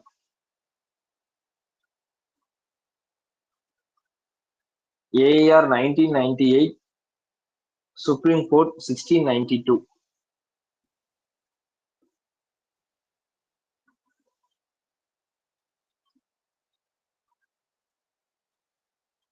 சரி ஓகே. இன்கேஸ் இப்ப ஃபார் எக்ஸாம்பிள் வந்து ஒரு ப்ராப்பர்ட்டி ஒரு ஹிந்து ஃபீமேலோடது செல்ஃப் அக்வயர்டு ப்ராப்பர்ட்டி சரிங்களா.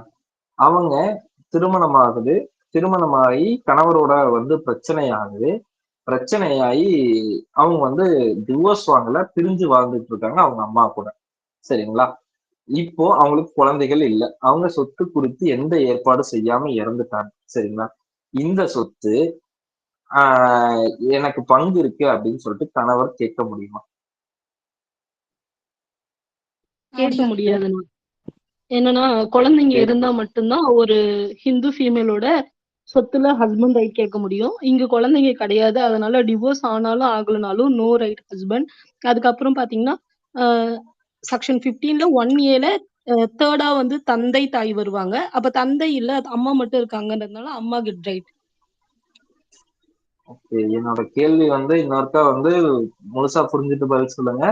கேள்வி செல்ஃப் அக்வயர்ட் ப்ராப்பர்ட்டி பொறுத்து ஒன்னும் எழுதி வைக்காம இருந்துடுறாங்க. So separated husband, not divorced husband. So whether அவருக்கு ரைட்ஸ் இருக்கா இல்லையா அப்படிங்கறதான் கேள்வி. எஸ் சார், அவருக்கு ரைட்ஸ் இருக்கு சார். செல்ஃப் அக்யூர்ட் ப்ராப்பர்ட்டி இருக்குல்ல சார், அதனால அவருக்கு ரைட்ஸ் இருக்கு. Even separated husband can claim அப்படின்னு தான் எல்லாரும் சொல்றீங்களா? Okay right. ஸோ அதே தான் ஹெல்ப் பண்ணியிருப்பாங்க. ஸோ எந்த கேஸ்னா Anima Das versus Samaresh Majumdar. Anima Das versus Samaresh Majumdar. So இதுல என்ன சொல்லியிருப்பாங்கன்னா, ஸோ அது ஒரு self acquired property. So Hindu ஃபீமேலோட செல்ஃப் அக்வயர்ட் ப்ராப்பர்ட்டியா இருக்கிறதுனால, ஸோ அவர் டிவோர்ஸ் ஆகல அப்படிங்கிறதுனால, ஈவன் தோ அவங்க செப்பரேட் ஆகி பல வருஷம் செப்பரேட் ஆகி வாழ்ந்தாலும் இதுல வந்து ஹஸ்பண்டுக்கு ரைட்ஸ் இருக்குது. ஸோ ஹஸ்பண்டுக்கு தான் அந்த ப்ராப்பர்ட்டி போய் சேரும் அப்படிங்கிறத ஹெல்ப் பண்ணியிருப்பாங்க. ஸோ இத பண்ண கேஸ் வந்து அனிமாதாஸ் versus Samaresh Majumdar, AR 2018, Guwahati 114.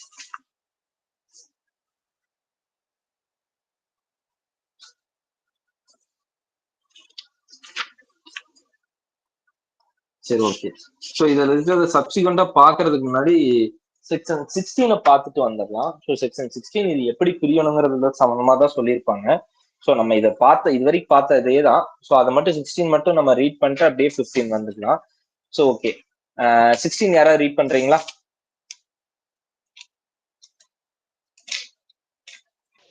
Sir எனக்கு ஒரு டவுட் இருக்கு சார். கேளுங்க மேடம். சார் என்னன்னா இப்போ வந்து ஹஸ்பண்ட் வந்து செப்பரேட்டா இருக்காங்க, ஒய்ஃப் வந்து அவங்க கூட சேர்ந்து வாழல. ஆனா வந்து ஹஸ்பண்ட் ஒய்ஃப் வந்து பிரிஞ்சுதான் வாழ்ந்துட்டு இருக்காங்க. இப்போ ஹஸ்பண்ட் வந்து இறந்துட்டாங்க, ப்ராப்பர்ட்டி வந்து ஒய்ஃப் வருமா சார்? 2 பேர் பிரிஞ்சு வாழ்றாங்க, ப்ராப்பர்ட்டி வந்து வரும். ஒய்ஃபுக்கு வந்துச்சுன்னா அது வந்து இப்போ அதுக்கு அடுத்தது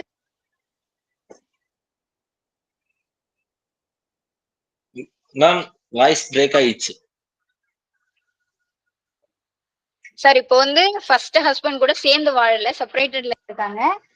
செப்பரேட்டட்ல இருக்கும்போது அந்த ப்ராப்பர்ட்டி அவர் இறந்ததுக்கு அப்புறம் ஒய்ஃபுக்கு வருது.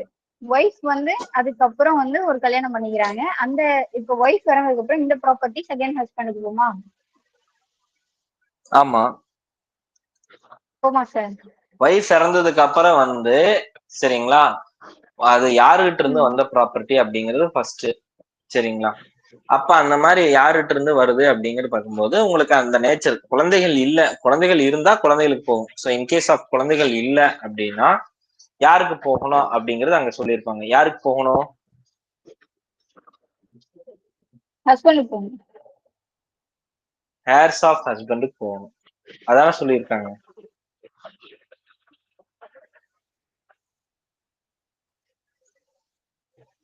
சார் அது வந்து அவங்க அப்பா அம்மா கிட்ட இருந்து கிடைச்ச ப்ராப்பர்ட்டி தானே வந்து. Yes, okay sir. நான் உங்களுக்கு கொடுத்த ஹோம்ஒர்க்கான ஆன்சர் தான் என்கிட்ட கேக்குறீங்க, அதனால ஹோம்ஒர்க் பார்த்துட்டு வாங்க, நான் நெக்ஸ்ட் வீக் சொல்றேன். சரி சார், ஓகே. 1 வீக் வெயிட் பண்ணுமா சார்? ஓகே. ஆமா, சரி சார். ஓகே, சரி, ஓகே. செக்ஷன் 16 யார் ரீட் பண்றீங்க?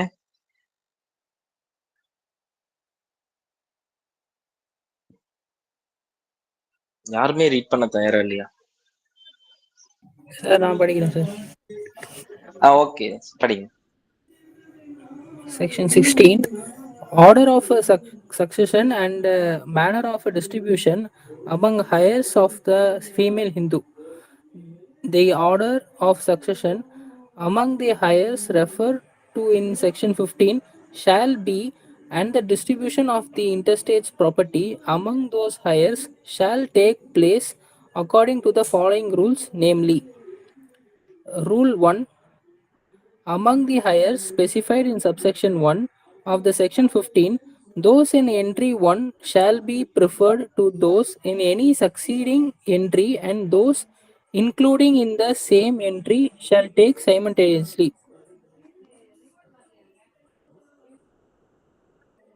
ஓகே, ஸோ 16ல நம்ம பாக்குறது என்ன அப்படிங்கிறது தான் பார்த்தோம்னா, ஸோ ஆர்டர் ஆஃப் சக்சஷன் வந்து என்ன மேனர்ல டிஸ்ட்ரிபியூட் பண்ணணும் ஹேர்ஸ்குள்ள அப்படிங்கிறது தான் வந்து இதுல சொல்றாங்க.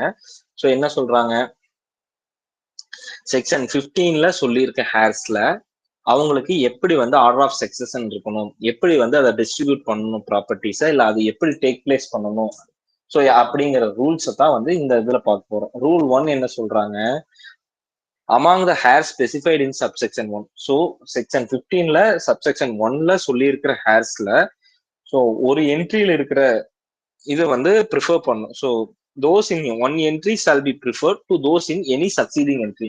ஸோ முதல்ல இருக்கிற என்ட்ரியில இருக்கிறவங்களை தான் ப்ரிஃபர் பண்ணணும், அடுத்து இருக்கிறத வந்து அப்புறம் தான். ஸோ இப்போ ஃபார் எக்ஸாம்பிள் அதுல ஃபர்ஸ்ட்லி, செகண்ட்லி, தேர்ட்லின்னு படிச்சோம். ஸோ ஃபர்ஸ்ட்லி இருக்கிறவங்களை தான் முதல்ல ப்ரிஃபர் பண்ணணும், அவங்க இல்லைன்னா தான் செகண்ட்லி இருக்கிறவங்களுக்கு ப்ரிஃபர் பண்ணணும். ஸோ இந்த இதுல வந்து அண்ட் தோஸ் இன்க்ளூட் இந்த same entry shall take simultaneously. அப்போ ஃபர்ஸ்ட் என்ட்ரியில ஒரு 2 பேர் 3 பேர் இருக்காங்க அப்படின்னா அவங்க எல்லாரும் ஒட்டுக்கா சைமல்டேனியஸா அந்த ப்ராப்பர்ட்டி அடைஞ்சுக்கணும் அப்படிங்கிறதா வந்து சொல்றாங்க. ஸோ 15ல சொல்லி இருக்கிறதுல ஃபர்ஸ்ட்லி இருக்கிறத ஃபர்ஸ்ட் ப்ரிஃபரன்ஸ் கொடுக்கணும். ஸோ செகண்ட்லி இருக்கிறத விட, செகண்டோ தேர்டோ ஃபோர்த்தோ இருக்கிறத விட ஃபர்ஸ்டா இருக்கிறவங்களுக்கு தான் ஃபர்ஸ்ட் ப்ரிஃபரன்ஸ் கொடுக்கணும் அப்படிங்கிறது ஃபர்ஸ்ட் சொல்லியிருக்காங்க. இன்கேஸ் ஐ மீன் ஃபர்ஸ்ட் இல்ல அடுத்தது போறீங்க, அப்ப செகண்ட்லி இருக்கணும். எது வந்து ப்ரீவியஸா இருக்கோ அந்த இதுக்கு தான் வந்து ஃபர்ஸ்ட் ப்ரிஃபரன்ஸ் கொடுக்கணும். சக்சீடிங் இருக்கிறதுக்கு வந்து கம்மியான இதுதான் கொடுக்கணும், ஐ மீன் இதுக்கு அப்புறம் தான் அது அப்படிங்கறதா சொல்லியிருக்காங்க. அந்த ஒன் என்ட்ரி, அந்த எந்த என்ட்ரி எடுத்துக்கிறாங்களோ அந்த என்ட்ரியில 2 அல்லது அதற்கு மேற்பட்ட நபர்கள் இருக்காங்க அப்படின்னா அவங்க எல்லாருமே சைமல்டேனியஸா அந்த ப்ராப்பர்ட்டி அடைஞ்சிருவாங்க. ஸோ அவங்க எல்லாத்துக்கும் ஈக்குவல் ரைட்ஸ் வந்துரும் அப்படிங்கிறத ரூல் 1ல சொல்லியிருக்கிறது. ஓகே, ரூல் 2 அப்படியே ரீட் பண்றீங்களா? Rule 2. If any son or daughter of the intestate had predeceased the intestate, leaving his or her own children alive at the time of the intestate's death, the children of such son or daughter shall take between them the share which such son or daughter would have taken if living at the intestate's death. சரி, okay.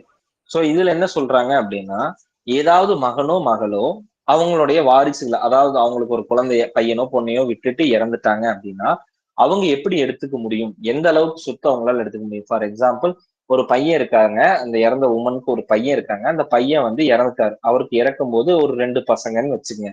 So இப்ப இந்த 2 பசங்க இருக்காங்க. So okay, இப்போ 1 என்ட்ரியில் இருக்கிறவங்க எல்லாம் சைமல்டேனியஸா அடைஞ்சுக்கணும்னு சொல்லிட்டாங்க.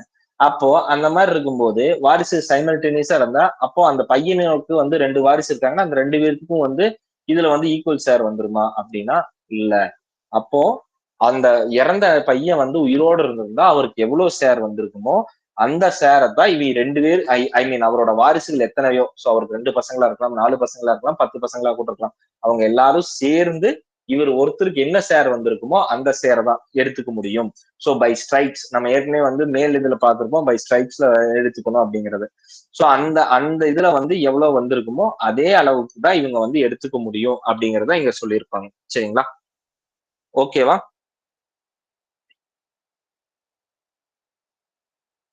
Okay, right.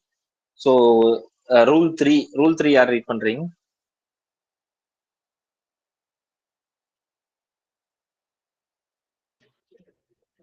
Rule 3. The demolition of the property of the intestate on the heirs referred to in clause B, D, and E of subsection 1 in subsection 2 of section 15 shall be in the same order and according to the same rules as would have applied if the property had been the father's or the mother's or the husband's, as the case may be, and such person had died intestate in respect thereof immediately after the intestate's death.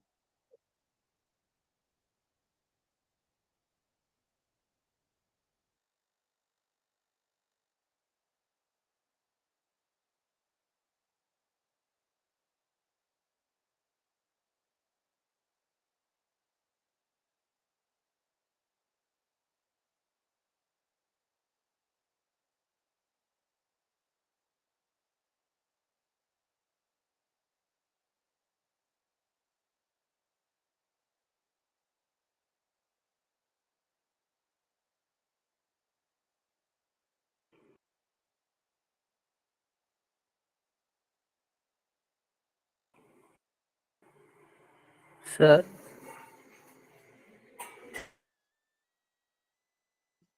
So mike ஆஃப்ல இருந்துதான். சரி, okay. இது சமமா எதுவுமே கேட்கலையா? No sir, எதுவுமே கேட்கல sir. Okay, right. சரி, ஓகே. அதாவது வந்து ஒரு ப்ராப்பர்ட்டி வந்து ஹிந்து ஃபீமேல் வந்து எதுவும் செய்யாம இறந்துருக்காங்க. ஸோ அந்த இறந்ததுல வந்து டிவால்வ் ஆகுறது வந்து ஏல இல்லை. ஸோ நீங்க சப் கிளாஸ் 1ல ஏல சொல்லி இருக்கிற யாருமே இல்லை. ஸோ அந்த சன்ஸ், டாட்டர்ஸ், ஹஸ்பண்ட் அது எதுவும் இல்லாம பியின் அடிப்படையிலோ டி அடிப்படையிலோ இல்ல இ அடிப்படையிலோ பிரியுது அப்படிங்கிற பட்சத்தில், அப்படி பிரியும் பொழுது எப்படி பிரியணும் அப்படின்னா, உங்களுக்கு வந்து பிரியறப்போ 15 சப் கிளாஸ் 2ல என்ன ஆர்டர்ல பிரியணும், ஒரு ஹஸ்பண்ட் தான் இருந்தாலும் சரி, ஒரு மதர் தான் இருந்தாலும் சரி, ஒரு ஃபாதர் தான் இருந்தாலும் சரி, எந்த ஆர்டர்ல எப்படி பிரியணும்னு அதுல சொல்லியிருக்காங்களோ அதன் அடிப்படையில அந்த ரூல்ஸ் அடிப்படையில தான் வந்து அந்த ஆர்டர் அடிப்படையில தான் வந்து பிரியணும். அந்த இதுலதான் வந்து அந்த இன்டர்ஸ்டேட்டா இருந்தவங்க வந்து என்னைக்கு அவங்க இறந்ததும் அது எப்படி அந்த ஆர்டர்ல எப்படி பிரிஞ்சா வருமோ அதன் அடிப்படையில தான் பிரிச்சு எடுத்துக்கணும் அப்படிங்கறத இதுல சொல்லியிருக்காங்க. சோ நீங்க 15 சப் கிளாஸ் 2ல பிடிஇல வந்து எந்த ஆர்டர்ல எடுத்துக்கணும் அப்படின்னு சொல்லியிருக்காங்களோ அந்த ஆர்டர் இதுக்கு எது அப்ளிகபிளோ அந்த இது அப்ளிகபிள் பண்ணிக்கணும் அப்படிங்கறது சொல்லியிருக்காங்க. புரிஞ்சுங்களா?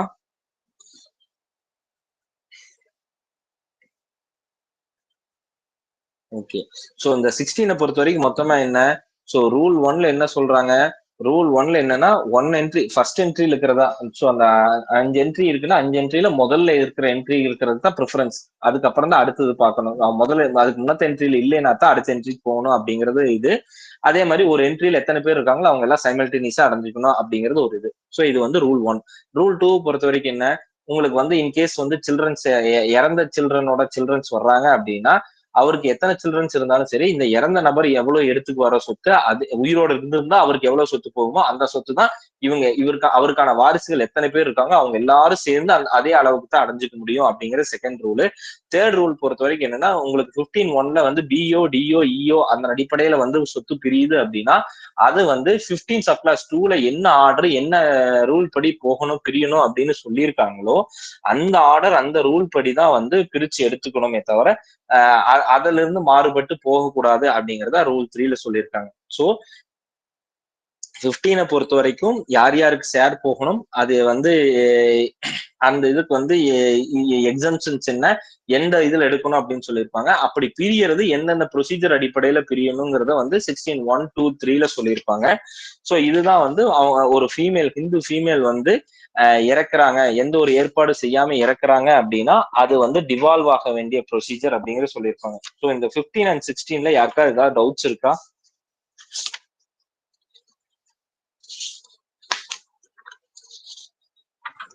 சார் எனக்கு ஒரு டவுட்டு. கேளுங்க மேடம். இது வந்து ஃபாதர் அல்லது மதர் கிட்ட இருந்து நம்ம ஒரு ப்ராப்பர்ட்டியை இன்ஹெரிட் பண்றோம் அப்படின்னு சொல்றாங்கல்ல. என்னோட அப்பா வந்து இப்ப எனக்கு ஒரு தான செட்டில்மெண்ட் ஆவணம் மூலமா ஒரு சொத்தை கொடுக்குறாங்க அப்படின்னா அதுவும் இதுல இன்க்ளூட் ஆகுமா? ஆகாது. அது உங்களுக்கு வர்ற செப்பரேட் ப்ராப்பர்ட்டி. சோ இங்க இன்ஹெரிட்டட் அப்படிங்கிற ப்ராப்பர்ட்டிக்கு மட்டும்தான் சொல்லியிருப்பாங்க. வார்த்தையை பாருங்க madam. Okay sir, okay sir, thank you.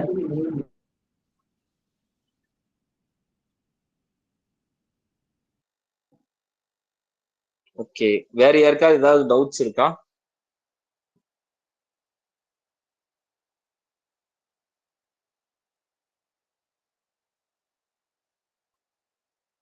Okay, சரி, ஓகே. ஸோ நம்ம ஹிந்து ஃபீமேல் சக்சஷனை பொறுத்த வரைக்கும் இன்னைக்கு பார்த்துட்டோம். ஸோ சப்சிக்வெண்டா வந்து நம்ம வந்து இதுல மேக்சிமம் எல்லா பார்ட்டையும் கவர் பண்ணிட்டோம். வெறும் வந்து இனி வந்து இது கோபார்ஷனல் ப்ராப்பர்ட்டி, அதாவது செக்ஷன் 6 மட்டுமே பெண்டிங் இருக்குது. ஸோ ஒரு ஜாயிண்ட் ஃபேமிலி ப்ராப்பர்ட்டினா என்ன அப்படிங்கிறது மட்டும் பெண்டிங் இருக்குது. ஸோ அதை மட்டும் நெக்ஸ்ட் கிளாஸ் நம்ம பார்க்குற மாதிரி பார்த்துக்கலாம். ஸோ அதோட வந்து இந்த கிளாஸ் வைண்ட் அப் ஆகிற மாதிரி, ஐ மீன் இந்த மொத்த ஆக்ட் வைண்ட் அப் ஆகிற மாதிரி பார்த்துக்கலாம். ஸோ இது சம்ம உங்களுக்கு ஏதாவது டவுட்ஸ் இருந்தா கூட கேளுங்க. ஸோ இன்னைக்கோட கிளாஸ் வந்து ஒரு சின்ன ஒரு குட்டி கதையோட வைண்ட் அப் பண்ணிக்கலான் இருக்கேன். ஒரு சின்ன கதை ஒண்ணு. ஸோ என்ன அப்படின்னா வந்து ஒரு விவசாயி ஒருத்தர் இருக்காரு. ஸோ அந்த விவசாயி வந்து அவருக்கு பாத்தீங்கன்னா வந்து எப்பவுமே வந்து நஷ்டமாயிட்டு இருக்கும். அவரோட இது போடுற எல்லாமே வந்து அவர் போடுற பயிர் எல்லாமே வந்து அந்த உரிய டைம்ல உரிய வெதர் வராதனால வந்து அது வந்து ஏதோ ஒரு விதத்துல வந்து லாஸ் ஆயிட்டே இருக்கு. ஸோ அவருக்கு கடவுள் மேல ஒரே கோபம். அப்போ வந்து அவர் வந்து கடவுளை வந்து திட்டுறாரு. ஸோ என்னன்னா, உனக்கு வந்து அறிவே கிடையாது. ஸோ நீ இந்த மாதிரிலாம் வந்து பண்ணிட்டு இருந்தேன்னா எப்படி விவசாயம் இருக்கும்? உனக்கு வந்து ஒரு விவசாயத்தை பண்றதுக்கான இது அறிவு இல்லை அப்படின்னு திட்டுறாரு. ஸோ அப்ப அவர் முன்னாடி வந்து இதனால கடவுள் தோன்றாரு. தோன்றி நீ வந்து இப்படிலாம் கேட்கிற, ஸோ உனக்கு என்ன வேணும்னு எதிர்பார்க்கணும்? உனக்கு விவசாயத்தை பார்க்க தெரியல, நீ அந்த விவசாயம் எங்கிட்ட கொடுத்தீங்கன்னா எப்படி விவசாயம் இருக்கணும் அப்படிங்கிறத நான் பண்ணி காட்டுவேன் அப்படிங்கிறாரு. சரி, ஓகே, நான் வந்து உனக்கு முழுசா கொடுக்க முடியாது, நான் உன் இடத்துக்கு மட்டும் இந்த 1 ஏக்கரா கொடுக்குறேன். இதுல நீ வந்து எப்படி விவசாயம் பண்ணணும்னு பண்ணி காட்டு, என்ன மாதிரி இது பண்ணணும், நீ என்ன கேட்டினாலும் அது கிடைக்கும். உனக்கு மழை வேணும்னு கேட்டா மழை கிடைக்கும், இல்ல வெயில் வேணும்னு கேட்டா வெயில் கிடைக்கும், என்ன சூழ்நிலை வேணும், என்ன தட்பவெட்ப வேணும்னு கேட்கறியோ அதெல்லாம் கிடைக்கும் அப்படிங்கிறாரு. சோ அதன் அடிப்படையில இவரும் வாங்கி அவரோட இடத்துல விவசாயம் பண்றாரு. அந்த இதுல வந்து மழை வேணுங்கிறப்ப அளவான மழை, தண்ணி வேணுங்கிறப்ப இது, வெயில் வேணுங்கிறது அளவானது எல்லாம் பண்றாரு. சோ அவருக்கு வந்து அப்படியே எல்லாம் நெல்லு காய்ச்சி எல்லாமே வந்து பயிர் எல்லாம் சூப்பரா வந்து நிக்குது. சோ மத்த எல்லா இடத்துக்கும் வந்து எல்லா வெதரும் வருது. ஆனா இவரோட இடத்தை பொறுத்த வரைக்கும் இவர் எப்படி கேட்கிறாரோ அப்படித்தான் வெதர் இருக்கு. சரிங்களா? சோ இதெல்லாம் முடிஞ்சு பயிர் அறுவடை பண்ற அன்னைக்கு வருது. சரிங்களா? அப்ப அந்த அன்னைக்கு போறாரு. போய் அவர் பாக்குறாரு, எல்லா கதிரும் வந்து எல்லாம் வந்து நிக்குது. சரிங்களா? அப்ப அந்த கதிர் எல்லாத்தையும் அப்ப என்ன பண்றாரு, சரி ஓகே கதிர் எப்படி இருக்குன்னு ஒரு கதிரை இது பண்ணி உடைச்சு தேய்ச்சு பாக்குறாரு. எல்லாமே அந்த டஸ்ட் மாதிரி இருக்கும்ல, அந்த மாதிரி எல்லாமே போயிருது. உள்ள பார்த்தா பால் பிஞ்சு பிடிச்சு ஒரு இதுவுமே இல்ல. இப்போ ஃபர்ஸ்ட் இது பண்றாரு அதே மாதிரி இருக்கு, செகண்ட் இது பண்றாரு அப்படியே இருக்கு, தேர்ட் இது பண்றாரு, எல்லா இதுவும் அதே மாதிரி இருக்கு. அப்ப இவருக்கு ஒரே கோவம் வந்தது. அப்ப கடவுள் நம்மள ஏதோ சீட் பண்ணிட்டாரு போல் இருக்குது அப்படின்னு சொல்லிட்டு கடவுளை வர சொல்றாரு. கடவுளை மேல கோவத்துல இது திட்டுறாரு, என்னை ஏமாத்துறியா, நான் வந்து உன்னையோட நல்லா பண்ணிடுவேன் அப்படிங்கிற மாதிரி கேட்கிறாரு. அப்ப கடவுள் சொல்றாரு, நான் அப்படிலாம் ஒண்ணுமே பண்ணலையே, நான் இந்த பக்கம் கூட எட்டி பார்க்கலையே, நீயே தானே எல்லாத்தையும் பார்த்துட்டு இருந்த அப்படின்னு. அப்ப வந்து அப்ப ஏன் இப்படி ஆயிடுச்சு அப்படின்னு அவர் வந்து கேக்குறாரு.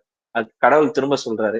சோ என்ன அப்படின்னா, அவருக்கு அந்த மிச்ச பயிர்கள்லாம் வந்து தட்பவெப்பத்துக்கு தகுந்த மாதிரி இப்போ மழை இல்லாம இருக்கும், புயல் வரும், எல்லாம் வரும். அப்ப என்ன ஆகும், அது வேறு ஊனி கீழே வரைக்கும் போய் கீழ இருந்து மினரல்ஸ் எடுக்கிறதுக்கோ இல்ல அது தன்னை காத்துக்கிறதுக்காக உள்ள இறங்கி அது இது பண்ணும். அப்ப அந்த தட்ப வெப்பத்தெல்லாம் இது பண்ணி பண்றதுனால அதுக்கு கிடைச்சதுதான் அந்த இது எல்லாமே. சோ நமக்கான சூழ்நிலைகள்ல வந்து அந்த தட்ப வெப்பத்தெல்லாம் அட்ஜஸ்ட் பண்ணி வந்தீங்கன்னா தான் உங்களுக்கு இந்த பயிர்ல வந்து அந்த இது பிடிச்சு வர்ற அந்த இது எல்லாமே. சோ நம்ம வந்து எல்லாமே ஈஸியா நமக்கு கிடைச்சிருது, எல்லாமே ஸ்பூன் ஃபீட் பண்ணி எல்லாத்தையும் கொண்டு வந்து நிறுத்திட்டோம் அப்படின்னா, நம்ம அதுக்கான உழைப்புன்னு ஒண்ணு எதுவுமே போடல அப்படின்னா, அந்த இடத்துல வந்து நம்ம கிட்ட வந்து தேய்ச்சா வந்து ஒண்ணுமே இருக்காது. எல்லாமே கிடைச்ச மாதிரி இருக்கு, எல்லாம் நடந்து பயிரா இருக்கும். பயிர்ல இருந்து வந்து உங்களுக்கு அந்த பிஞ்சு பிடிச்சு அது வந்தாதான் அதுக்கான மதிப்பு. அது இல்லைன்னா ஒண்ணுமே இல்லை. சோ நமக்கு எல்லாமே கிடைக்குது, எல்லாமே கைக்கு வந்துருது அப்படின்னு சொல்லிட்டு நம்ம அதுக்கான உழைப்பு இல்ல, நம்மள வந்து ஒரு சொபிஸ்டிகேட்டடான ஒரு சூழ்நிலைகள்லயே வச்சுக்கிட்டு இருந்தோம் அப்படின்னா நம்ம அந்த சொபிஸ்டிகேட்டட்லயே இருந்துருவோம். நம்ம கிட்ட அது எல்லாம் எதுவுமே இல்லாம போயிடும். சரிங்களா? அதனால நமக்கு கிடைக்கிற வாய்ப்புகள்ல சோதனைகள் வரத்தான் செய்யும். சோதனைகளே இல்லாம நம்ம ஒரு சொபிஸ்டிகேட்டான சூழ்நிலையில இருந்தோம்னா நம்ம வந்து எங்கேயோ ஒரு இடத்துல வந்து நம்ம வந்து எங்கேயோ விலகி போறோம்னு அர்த்தம். நமக்கு சோதனைகள் இருக்கத்தான் நம்ம வந்து நம்மளை மெருகேற்றிக்கிட்டே வர முடியும். அந்த மெருகேற்றுறதுதான் நமக்கான வெற்றிகளை வந்து உண்மையான வெற்றிகளை நமக்கு கொடுக்கும். சோ அதனால வந்து எந்த ஒரு தடங்கள் வருதோ, எந்த ஒரு இது வருதோ அதுக்காக வந்து சோர்ந்து போகாதீங்க. அது எல்லாமே நமக்கான ஒரு ஆப்பர்ச்சுனிட்டியோட இன்னொன்னு நம்மளை மெருகேற்றிக்கான ஒரு வழி. Okay, thank you. ஏதாவது வந்து இதுல ஏதாவது டவுட்ஸ் இருந்தாலோ இல்ல வேற ஏதாவது வந்து எனக்கு வந்து இந்த இதுல வந்து இப்படி மாத்தணும் அப்படின்னு ஏதாவது இருந்தாலும் உங்களோட ஃபீட்பேக்ஸ் இருந்தாலும் சொல்லலாம். Thank you ma'am. சொல்லுங்க மேம். சபிதா மேம். அண்ணா இதுக்கு முன்னாடி டெய்லி ஒரு கொஸ்டின் போஸ்ட் பண்ணீங்கல்ல, அதுக்கெல்லாம் ஆன்சர் நாங்க எல்லாருமே ஒரு ஆன்சர் சொன்னோம்ல, அதுல ஃபைனல் ஆன்சர் என்னன்னு சொல்லிட்டு எண்ட் ஆஃப் செஷன்ல சொல்வீங்களா? இதுக்கப்புறம் ஆக்ட் முடியும் பொழுது குரூப்ல டெய்லி போடுவீங்களா நான் கொஸ்டின்ஸ்? ஆமா ஆமா. அதுக்கு சரி, ஆன்சர் எல்லாரும் ட்ரை பண்ணுவீங்கன்னு பார்த்தோம். ஒரு 2-3 பேர் தான் ட்ரை பண்ணதுனாலதான் சரி நானே ஆன்சர் எதுவுமே சொல்லல. சரி ஒரு 10 பேராவது ட்ரை பண்ணுவீங்கன்னு பார்த்தேன். சரி ஓகே, ஒன்னும் பிரச்சனை இல்ல, சொல்லிடலாம். ஆன்சர் வேணா சொல்லிடலாம், அதெல்லாம் ஒன்னும் பிரச்சனை இல்ல. சார் என்ன மாதிரி உங்களுக்கு தெரியாத கேள்வி எதுன்னு சொல்லி என்ன மேடம்? என்ன மாதிரி சிலருக்குலாம் சிவில் சைடு ரொம்ப புதுசுன்றனால ஆன்சர் பண்றதே கஷ்டம் சார். பரவாயில்ல மேடம், நீங்க ஏதாவது சொன்னா தானே நாங்களும் தெரிஞ்சுக்க முடியும். என்னன்னா நான் ஒரு கிளாஸ் எடுக்கிறேன், அந்த கிளாஸ் உங்களை ரீச் ஆச்சுதான் தெரியறதுக்கு அந்த கேள்வியே நான் வைக்கிறேன்.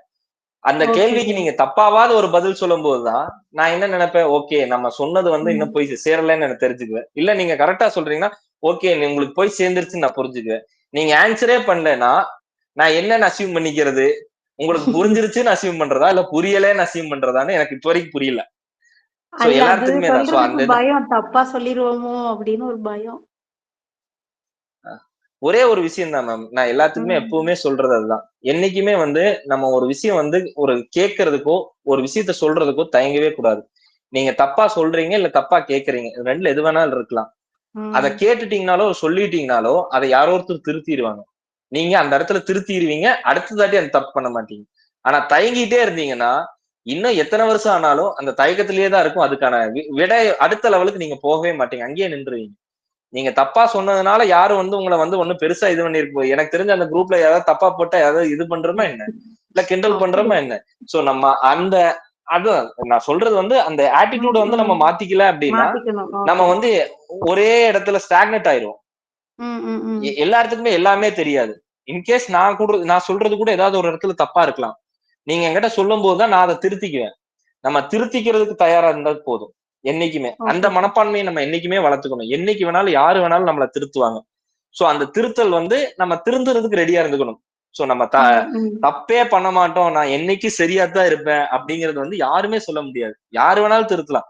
நம்ம வந்து கிட்டத்தட்ட ஒரு 20 வருஷம் எக்ஸ்பீரியன்ஸ் கூட இருக்கலாம். அதே மாதிரி கேஸ் ஒரு 100 கேஸ பார்த்திருக்கலாம்.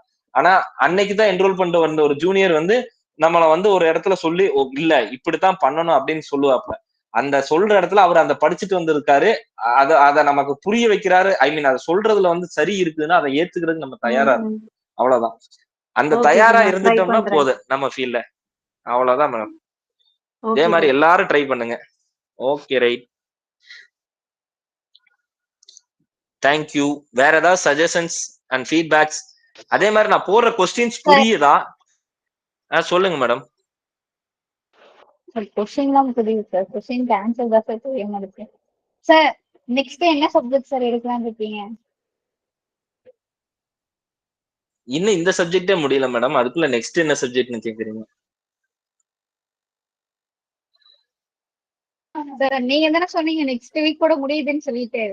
சோ அதான் வந்து அடுத்து என்ன கிளாஸ்ன்னு சொல்லிட்டீங்கன்னா அதுக்கு ப்ரிப்பேர் ஆயிடுவோம் சார். அது என் கையில இல்ல மேடம். அது நீங்க வந்து சாந்தினி மேடம் கிட்ட தான் கேட்கணும். டிபி ஆக்ட் எடுங்க சார். நாங்க ஒரு 3 மெம்பர்ஸ் டிஸ்கஸ் பண்ணும்போது அதுதான் நெக்ஸ்ட் உங்களுக்கு சொல்லலாம் அப்படின்னு யோசிச்சு வச்சிருக்கோங்க சார். ஏன்னா கொஞ்சம் அந்த ப்ராப்பர்ட்டி அப்படின்னும் போது இது ரொம்ப நல்லா எடுத்தீங்க ஹிந்து சக்சஷன் ஆக்ட். ஸோ அது ஆல்ரெடி டிபி நாங்கள் நிறைய படிச்சிருக்கோம். பட் இன்டெப்தா இன்டர்பிரேட் பண்ணி இது வரையில படிக்கவே இல்லை. நீங்க கொஞ்சம் எடுத்தீங்கன்னா அது நல்லா இருக்கும், பெட்டரா இருக்கும் அப்படின்ற மாதிரி ஃபீல் பண்றோம். நீங்க உங்க கன்வீனியன்ட் டைம் பார்த்துட்டு எங்களுக்கு கொஞ்சம் செஷன்ஸ் அலாட் பண்ணுங்க சார். தேங்க்யூ. சரி மேம், முடிஞ்ச வரைக்கும் பாக்குறேன். என்கிட்ட அவங்க வந்து சிபிசி வேணுங்கிற மாதிரி தான் கேட்டாங்க. நான் வேணா சாந்தினி மேம்கிட்ட பேசிட்டு சொல்றேன். ஸோ இன்னும் வந்து கன்ஃபார்ம் பண்ணல இருந்ததுன்னு. ஸோ அவங்க சிபிசி மூலியமாங்கிற மாதிரி தான் கேட்டிருந்தாங்க. நான் பார்த்துட்டு வேணா சொல்றேன் மேடம். மேக்சிமம் சார் இருந்தாலும் நீங்க வந்து எப்படி எது இருந்தாலும் டிஃபிகல்ட்டா இருக்கோ அதை எடுத்துங்க சார். இல்ல என்னன்னா லாவை பொறுத்த வரைக்கும் நம்ம நினைக்கிறத பொறுத்துதான் இருக்குது. ஸோ ஒரு சிலருக்கு ஒவ்வொன்றும் டிஃபிகல்ட்டா இருக்கும். அவ்வளவுதான். இப்ப என்னைய கேட்டீங்கன்னா நான் சிவில் எல்லாமே சொல்லுவேன். என்ன கிரிமினல்ல சிஆர்பிசி கேட்டீங்கன்னா நான் திணறிடுவேன். என்னோட பாயிண்ட் ஆஃப் வியூல நான் இதுக்குள்ளேயே இருக்கிறதுனால எனக்கு இது கொஞ்சம் இருக்கு. சோ அதனால வந்து ஒவ்வொருத்தங்க அவங்க பாக்குற ஒரு விஷயம் தான். எனக்கு சிவில்ல வந்து நான் கஷ்டம்னு எந்த ஆக்டையுமே நான் ஃபீல் பண்ணதில்ல. என்ன ஒரு சில ஆக்ட்ஸ் கொஞ்சம் ட்ரையா இருக்கிற மாதிரி நம்ம ஃபீல் பண்ணுவோம். ஆனா என்னன்னா அதோட இது அப்ளிகபிலிட்டி தெரிஞ்சுக்கிட்டோம்னா எதுவுமே ட்ரை இல்ல. அது நீங்க சிவிலா இருக்கட்டும், கிரிமினலா இருக்கட்டும். நம்ம அதுக்குள்ள இருந்துகிட்டு இருந்தோம்னா அதுல வந்து எதுவுமே வந்து ரொம்ப கஷ்டம்லாம் இல்ல. எல்லாமே வந்து நம்மளோட இன்னொன்னு வந்து என்னன்னா மிச்சதெல்லாம் பிராக்டிகலா இருக்கா இல்லையான்னு தெரியாது. ஆனா லாவை பொறுத்த வரைக்கும் எல்லாமே பிராக்டிகலா இருக்கும். எங்கேயாச்சும் ஒரு பக்கம் நம்ம பார்த்திருப்போம்.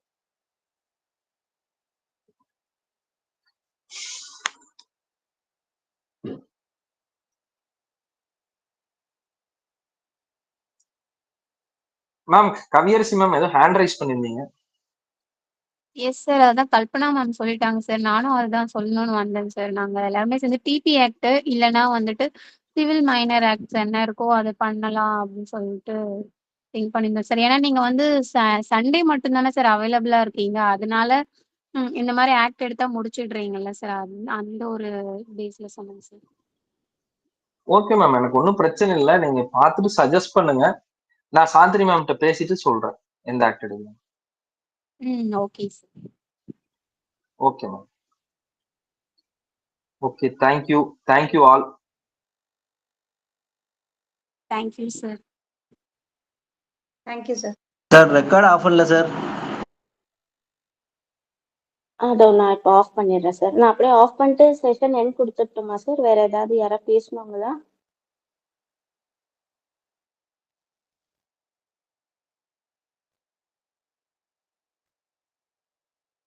நீங்க எண் கொடுத்துருங்க மேடம்.